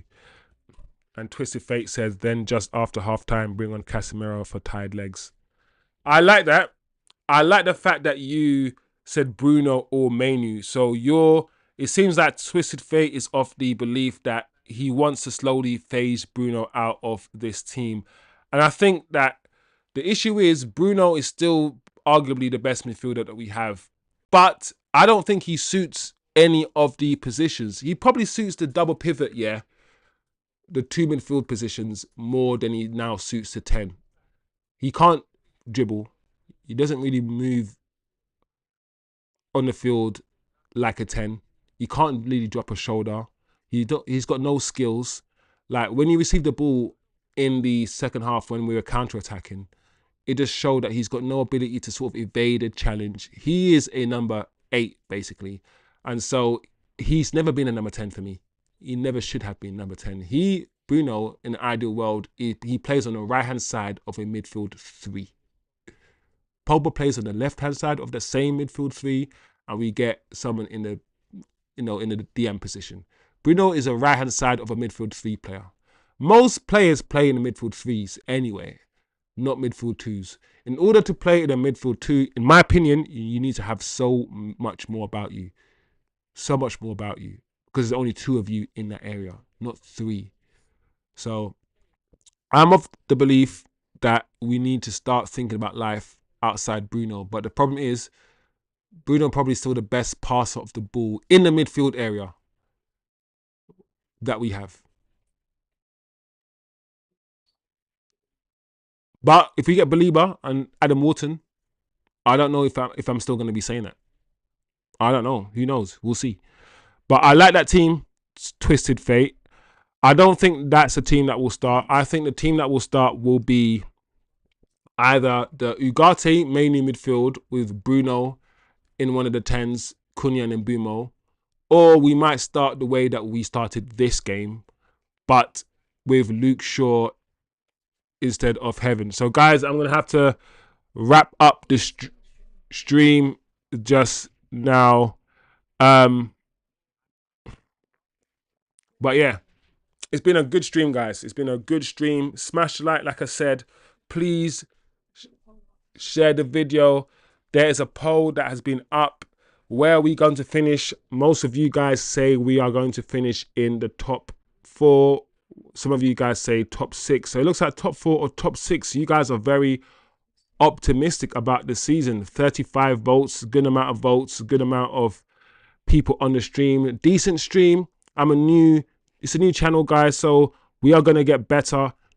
Please, guys, as I keep saying, if you can share it with other Man United fans, smash a like, support the channel. I'm going to do my match reaction next, so I'm going to record my match reaction. So look out for that as well. Big up the chat. Big up Twisted Fate, who came in. Milton, Eddie, of course, big you up, bro. TK, Osman, always Oz, Turkish, British Bulldog. Big up the chat. It's been a pleasure. Decent game. Not the greatest game, guys. Decent. Still have a lot of work to do, but the Arsenal game can't come quickly enough. Come on, Arsenal. We're going to beat those guys. We're going to smash those motherfuckers. Stay blessed, my G's. Big up yourself. Match reaction and hopefully a tactical breakdown. The tactical analysis may be up later on this evening as well, guys. So stay tuned for that and have a good Saturday. Be blessed. Don't forget, love is easier to do. It's easier to love than it is to hate.